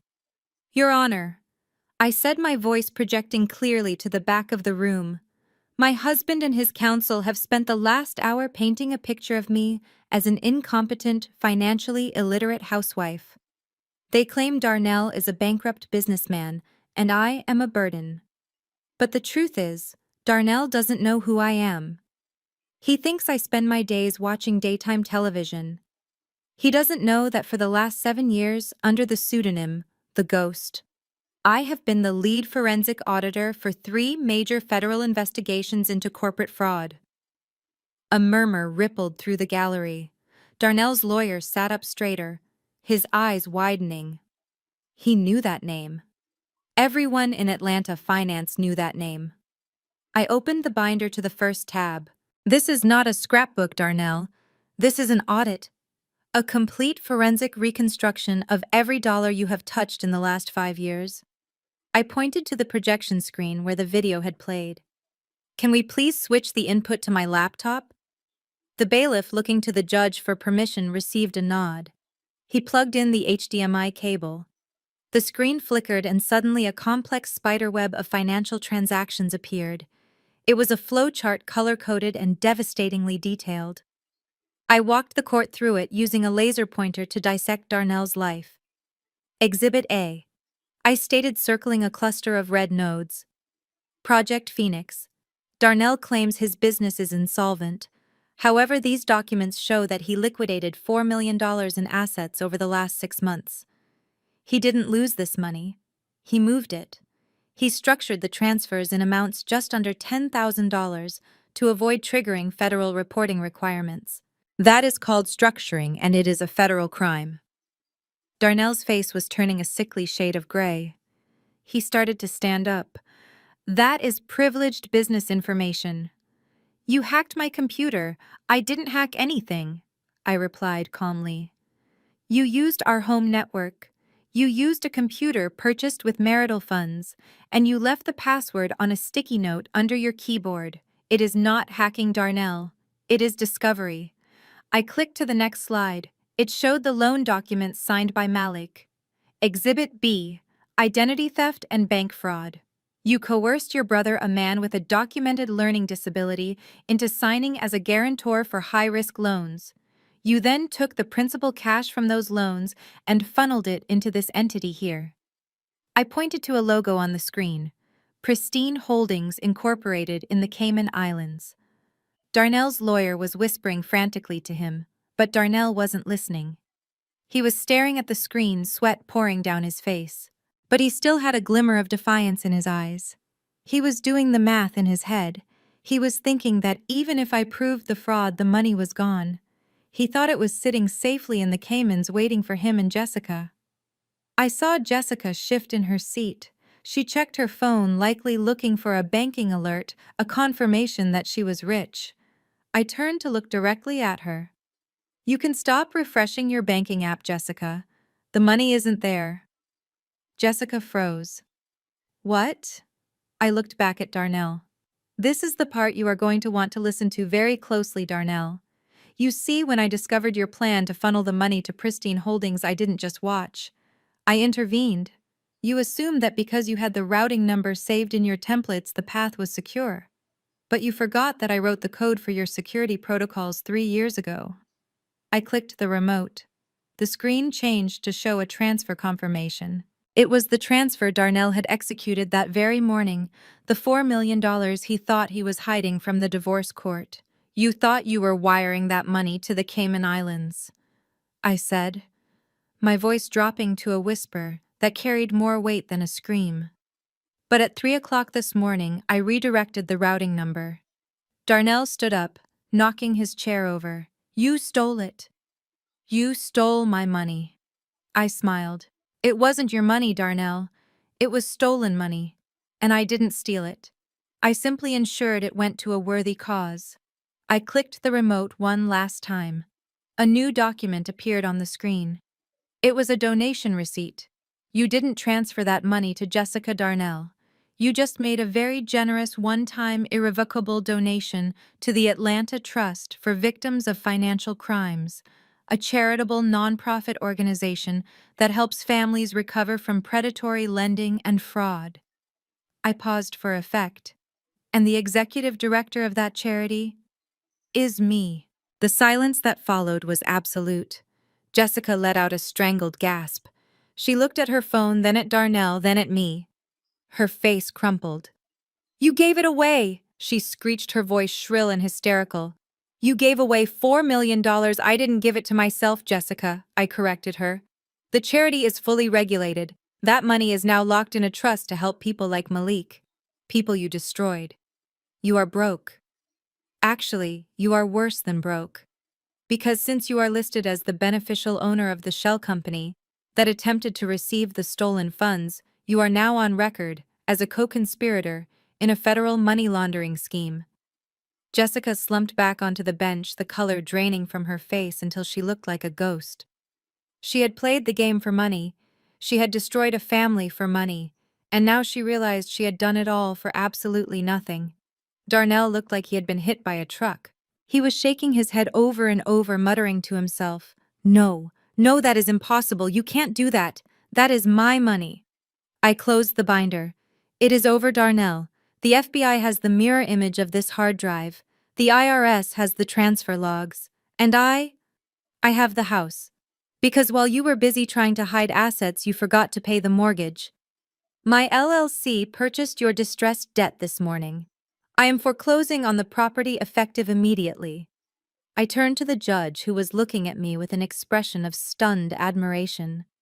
Your Honor, I submit this audit as evidence that Darnell Williams is not only fit to pay alimony, but is currently in possession of significant, albeit stolen resources that he attempted to hide from this court. I ask that his petition for custody be dismissed with prejudice and that he be remanded into custody pending a federal indictment. I sat down. I didn't look at Darnell. I didn't look at Jessica.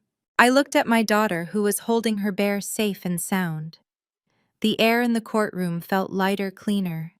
The weight of the last 6 months was gone, replaced by the crushing reality crashing down on the man who thought he could throw me away. You would think that after being exposed as a fraud, a thief, and a traitor to his own brother Darnell would have the decency to stay down. You would think that the weight of his shame would keep him glued to the floor where he belonged. But narcissists do not operate in the same reality as the rest of us. Even when the walls are crumbling, they still believe they are the kings of the castle. Darnell stood up, adjusting his torn suit jacket with trembling hands, his eyes wild with a desperate, frantic energy. He looked at the binder of evidence, then at the judge, and finally at me. He realized he could not win the battle for the money. The money was gone, but he still had one card left to play.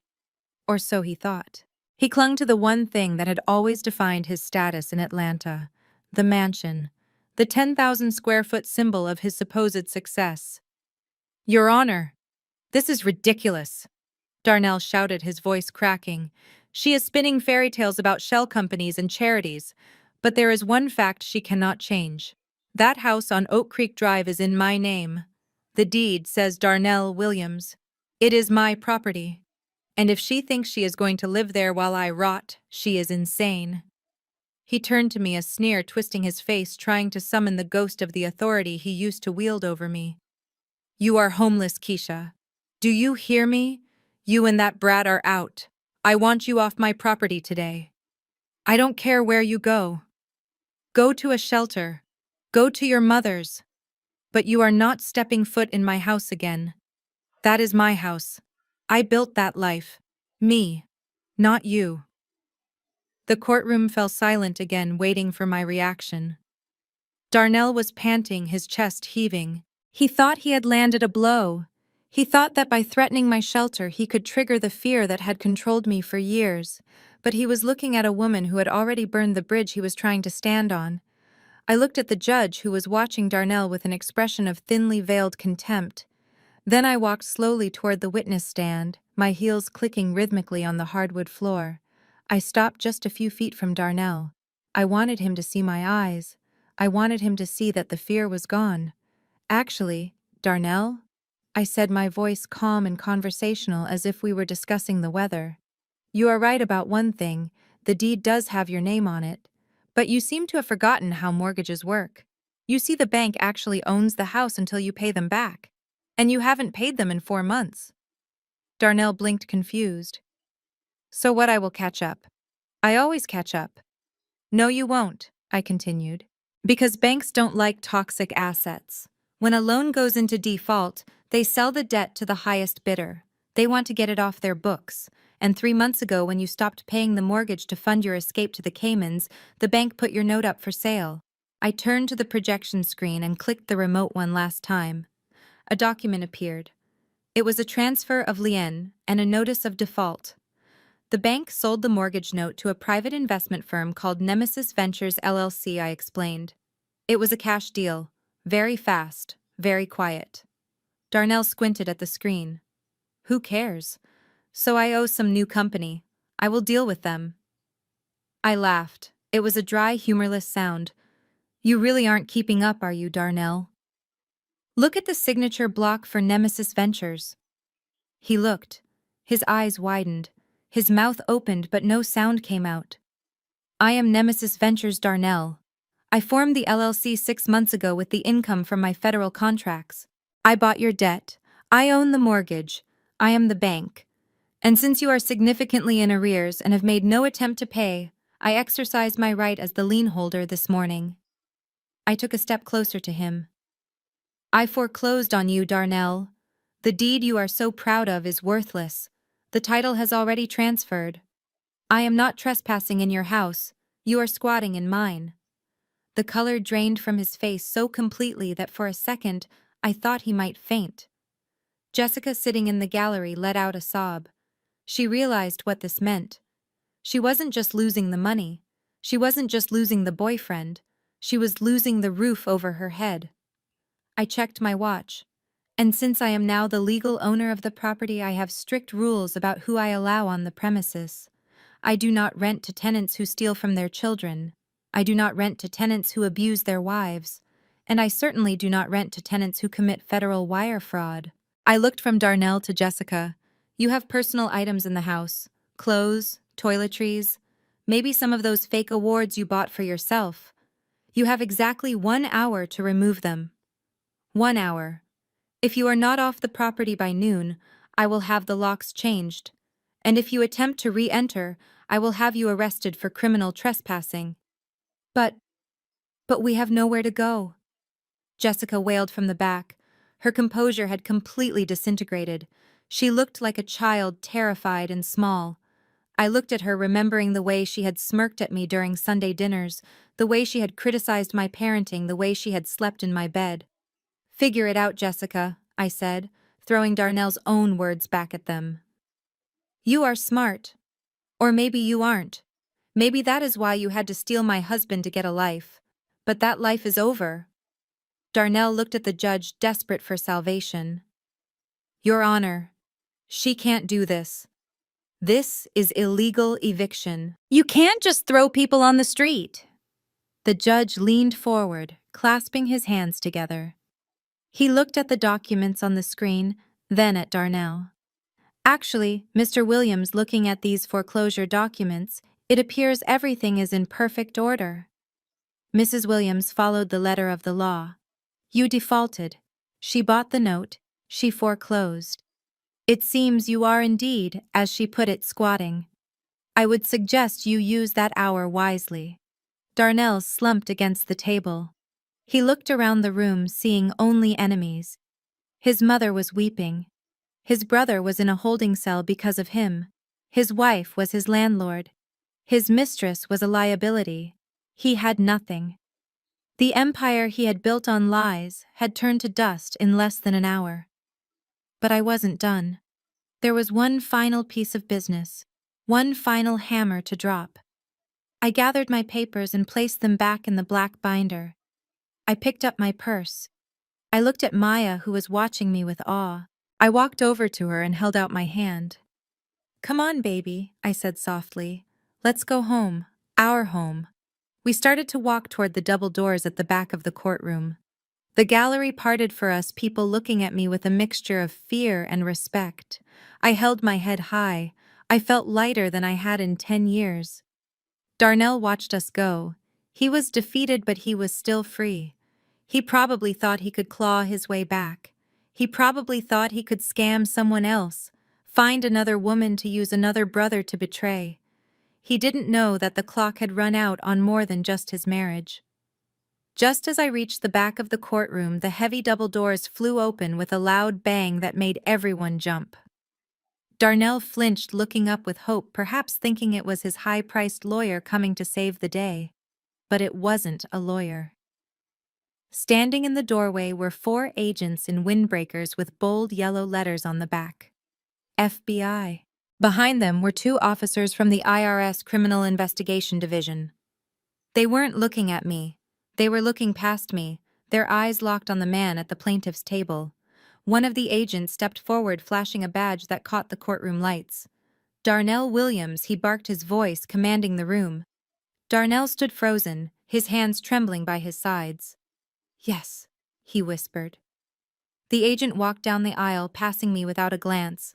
He marched straight up to Darnell, pulled a pair of handcuffs from his belt, and spun him around. "Darnell Williams, you are under arrest for wire fraud, bank fraud, aggravated identity theft, and conspiracy to commit money laundering. You have the right to remain silent." The sound of the handcuffs clicking shut was the sweetest sound I had ever heard. It was the closing note of my symphony. It was the period at the end of the sentence. I didn't stay to watch them drag him away. I didn't need to see Jessica crying as they read her rights next. I already knew how that story ended. I squeezed Maya's hand, pushed open the doors, and walked out into the bright, beautiful sunshine of a brand new life. The doors to the courtroom did not just open, they burst inward under the weight of federal authority. The sudden intrusion of the FBI and IRS agents turned the frozen atmosphere of the room into a chaotic storm of shouting and movement. I stood near the exit, holding my daughter's hand, and watched the final act of Darnell's destruction play out with the precision of a controlled demolition. It was terrifying and beautiful all at once.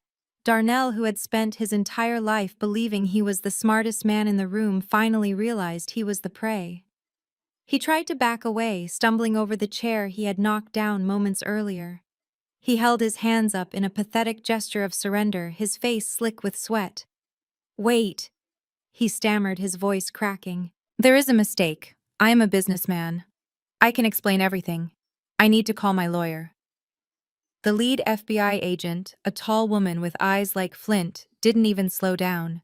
She marched right up to him and spun him around. "You can explain it to the federal grand jury, Mr. Williams," she said, her voice cutting through his panic. I watched as she slammed him against the table. The sound of the handcuffs ratcheting shut was loud and metallic, a final punctuation mark on his career. Darnell winced as the cold steel bit into his wrists. He looked over his shoulder at me, his eyes wide with a mixture of hatred and begging. He wanted me to stop this. He wanted me to save him like I had saved him so many times before by fixing his books and cleaning up his messes. But I just stood there watching him with the impassive gaze of an auditor who had balanced the ledger. But the agents weren't done. Jessica tried to shrink into the wooden bench, making herself as small as possible. She was clutching her designer purse as if it could shield her from the consequences of her greed. An IRS agent moved toward her. "Jessica Davis," he stated, consulting a clipboard. "You are listed as the primary beneficiary and managing partner of Pristine Holdings and 3 other shell corporations involved in this laundering scheme. You are under arrest for conspiracy to commit wire fraud and tax evasion." Jessica let out a shriek that sounded more like a wounded bird than a human being. "No," she screamed, scrambling backward until she hit the wall. "I didn't know. He made me do it. Darnell did it. I just signed papers. I didn't know anything about the money." The agent ignored her hysterics. He grabbed her arm and pulled her upright. "You signed the incorporation documents, Ms. Davis. You signed the withdrawal slips. Ignorance is not a defense when your signature is on the crime scene." They cuffed her right there in the gallery. She was sobbing uncontrollably, her mascara running down her face in black streaks. She looked at Darnell, screaming at him now. "You said we were safe. You said you handled it. You ruined my life." I watched them turn on each other. It took less than 30 seconds for their illicit love to curdle into blame and resentment. That is the thing about relationships built on theft. There is no loyalty among thieves when the sirens start wailing. Then the room turned its attention to Malik. My brother-in-law was still sitting in the holding area where the bailiffs had placed him, his head in his hands. He looked up as an agent approached him. He looked terrified, expecting the cuffs to land on him next. He knew he had signed the loan documents. He knew legally he was on the hook. The lead agent looked at Malik, and then looked at me. I gave a subtle nod. I had spoken to Agent Miller beforehand. I had told him that Malik was a pawn, not a player, Mr. Malik Williams, the agent said, his voice surprisingly calm. "We have reviewed the digital evidence provided by your sister-in-law. It appears your signature was obtained under duress and false pretenses. However, you are still a signatory on fraudulent loan applications." Malik began to shake. "Please, I didn't know. He told me it was an investment." The agent leaned in. "We are willing to offer you immunity from prosecution and place you in a witness protection program for the duration of the trial. But that offer is contingent on your full cooperation. You need to testify against your brother. You need to tell the jury exactly how he coerced you into signing those papers." Malik looked at Darnell. Darnell was struggling against the agents holding him, shouting something about family loyalty. "Don't do it, Malik. Don't let them turn you. We are blood." Malik stood up slowly. He looked at the man who had mocked him, used him, and planned to leave him for dead with loan sharks. The blind adoration that had defined Malik's life finally died. "I will testify," Malik said, his voice deep and steady. "I will tell you everything. I will tell you about the loans. I will tell you about the fake companies. I will tell you everything he has done since we were kids." Darnell screamed an obscenity, thrashing, as the agents dragged him toward the exit. He realized the final wall had fallen. His own brother was going to be the one to lock the cell door. As the chaos swirled, I felt a hand grasp my arm. It was a desperate, clawing grip. I looked down. Mrs. Williams, my mother-in-law, had fallen to her knees in the aisle. The woman who had looked down on me for a decade, who had criticized my cooking, my parenting, and my very existence, was now kneeling on the dirty courtroom floor. Her face was a mask of ruin. "Keisha, please," she begged, tears streaming onto my dress. "You have to stop this. He is your husband. He is the father of your child. You can't let them take him to prison. You have connections. You know these people. Make it stop, please. We are family." I looked at her hand on my arm. I remembered how she sat in silence while Darnell cut off my grocery money. I remembered how she smiled when Jessica insulted me at dinner. I remembered how she watched them plot to put me in a mental institution and take my daughter away. I gently but firmly peeled her fingers off my arm. I stepped back, creating a physical boundary that matched the emotional one I had built months ago. "He is not my husband anymore. Mrs. Williams," I said, my voice cold and clear. "He is a federal inmate. And as for family, you made your choice when you sat there and watched him try to destroy me. You chose the golden child. Now you can pay his legal fees." I didn't wait for her response. I turned my back on her sobbing form and walked toward the judge's bench. The courtroom had quieted down as the agents removed Darnell and Jessica. The air felt scrubbed clean. The judge was still sitting there watching the proceedings with a solemn expression. He looked at the empty tables where the defense had sat. He looked at the binder of evidence I had left. Then he looked at me and Maya. "Mrs. Williams, please approach the bench," he said.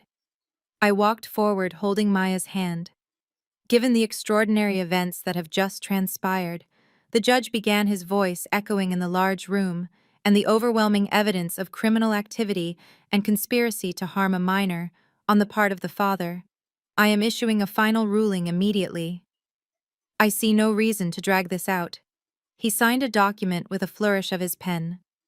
"I am granting you sole legal and physical custody of Maya Williams. The father's visitation rights are permanently revoked pending the outcome of his criminal trial and a future psychological evaluation, though I doubt he will be in a position to visit anyone for a very long time." He handed the paper to the clerk, then leaned forward, taking off his glasses. He looked me right in the eye. "I also want to say something off the record, Keisha. I have sat on this bench for 20 years. I have seen mothers fight for their children in many ways. But I have never seen anyone dismantle a threat with such intelligence, precision, and grace. You didn't just save yourself, you saved your daughter from a life of manipulation. You are an extraordinary mother." "Thank you, Your Honor," I whispered, feeling the tears finally prick my eyes. Not tears of sadness, but of relief. He nodded. "Now get out of here. Go enjoy your life." I turned around. The courtroom was empty of enemies. Darnell was gone. Jessica was gone. The toxic fog that had suffocated me for years had lifted. I looked down at Maya. She was looking up at me, her eyes shining with pride. "Did we win, Mommy?" she asked. I smiled, squeezing her hand. "Yes, baby. We won everything." We walked down the center aisle, our footsteps echoing on the wood. I pushed open the heavy double doors and stepped out into the hallway. The sunlight streaming through the atrium windows was blindingly bright. I took a deep breath, filling my lungs with air that finally felt like my own. I had my daughter. I had my home. I had my dignity. And somewhere deep in a federal database, the ghost auditor marked the case file as closed. The black sheep hadn't just survived the wolves, she had skinned them alive. The sound of a heavy-duty black trash bag zipping shut is surprisingly therapeutic. For 3 days after the arrest, that sound was the soundtrack of my life. It was the sound of purging. It was the sound of exorcism. I did not hire a cleaning crew to clear out the remnants of Darnell and Jessica. I needed to do it myself. I needed my hands to feel the weight of their betrayal leaving my sanctuary. I started in the master bedroom. I pulled Darnell's custom suits off the hangers, the Tom Ford jackets he wore like armor, the silk ties he adjusted while lying to my face. I didn't donate them. I didn't sell them. I threw them into the dumpster I had rented and parked in the driveway. They were tainted. They carried the energy of a man who would sell his own brother for a quick payday. Then I went to the guest room. Jessica's things were harder to touch because they represented a double betrayal. I swept her expensive skin creams into a bin. I pulled the sheets off the bed where she had slept, the bed where she had plotted to steal my child, and I burned them in the backyard fire pit. It was primitive, I know, but watching the smoke rise into the Atlanta sky felt like a prayer being answered. Maya helped me. I was worried at first that it might be too traumatic for her, but children are resilient and they understand justice better than we think. She walked into the living room holding a plastic doll Jessica had bought her. A doll with unrealistic proportions and blonde hair that looked nothing like my beautiful daughter. "Can we throw this away too?" Mommy Maya asked. I looked at her and nodded. "Absolutely, baby. Throw it all away." She tossed it into the bag with a satisfied thump. We spent the rest of the week reclaiming our space. We painted the walls. We bought new furniture. We filled the house with plants and light and music. We turned the guest room, the room where I had been a prisoner, into an art studio for Maya. The house on Oak Creek Drive was no longer a monument to Darnell's ego. It was a home. But rebuilding the house was just the beginning. I had an empire to build. With Darnell and Jessica awaiting trial without bail due to being flight risks, the news of their downfall rippled through Atlanta's elite circles like a shockwave. And at the center of that storm was the mysterious ghost auditor who had taken them down. I decided it was time to step out of the shadows. I leased a penthouse office space in Buckhead overlooking the very banks that used to intimidate me. I put my name on the door in gold letters. Williams Forensic Accounting. Below it in smaller text I added the slogan, "The truth is in the numbers." I did not have to advertise. The clients came to me. The same church ladies who had whispered about my mental health, the same socialites who had snubbed me at galas, they all came knocking. It turned out that in a city full of secrets and money, everyone wanted to know if they were being cheated. I became the most sought-after financial investigator in the state. I walked into boardrooms wearing tailored suits, bought with my own money, and I watched arrogant men tremble because they knew that if Keisha Williams was looking at their books, the game was over. I was no longer the black sheep. I was the wolf who hunted the wolves. 3 months into my new life, my assistant buzzed me on the intercom.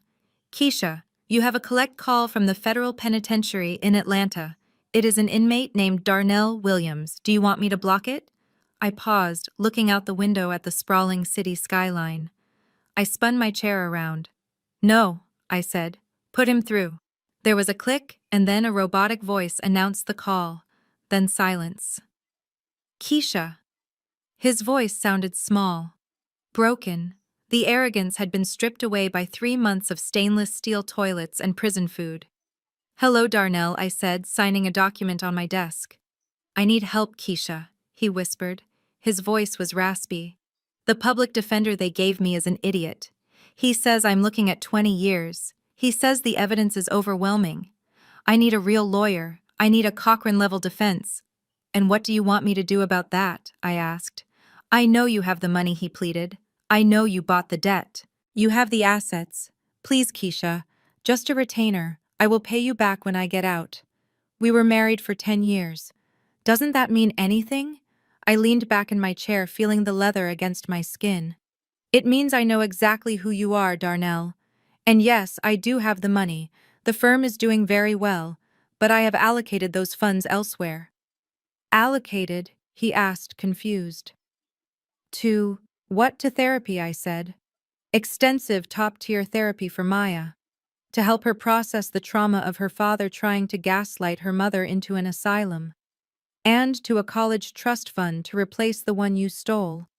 And to Malik's legal defense because, unlike you, he deserves a second chance." There was a long silence on the other end. "So you are going to let me rot in here?" he asked, his voice trembling with self-pity. I am not letting you do anything, I replied. You did this. You balanced your own ledger, Darnell. Now you have to pay the bill. I hung up the phone. I didn't feel sad. I didn't feel angry. I felt nothing. He was just a bad investment I had finally written off. I checked the time. It was Friday afternoon. I packed my laptop into my bag and walked out of the office. The elevator ride down felt like a descent into freedom. When I got to the parking garage, Maya was waiting for me in the passenger seat of the G-Wagon. I had kept the car. It seemed poetic. The vehicle Darnell bought to show off his fake success was now being driven by the woman who actually earned it. We had the roof down, the sun was shining, the back was packed with suitcases. Where are we going, Mommy? Maya asked as I started the engine. The engine roared to life, a powerful, deep sound. Anywhere we want, baby, I said, putting on my sunglasses. We have a whole weekend, maybe the beach, maybe the mountains. Maya smiled, a genuine, carefree smile that reached her eyes. Can we get ice cream first? I laughed. We can get ice cream. We can get cake. We can get whatever we want. I pulled out of the garage and merged onto the highway. The wind whipped through my hair. I looked in the rearview mirror, half expecting to see the ghosts of my past following me. But there was nothing behind me but road. The past was a closed case file. The future was an open spreadsheet, and for the first time in my life, I was the one writing the numbers. The greatest lesson I learned is that silence should never be mistaken for weakness. Darnell thought he could erase me because I played the role of the quiet wife, but he forgot that a woman armed with the truth is unstoppable. True freedom comes when you stop seeking validation from those who are committed to misunderstanding you.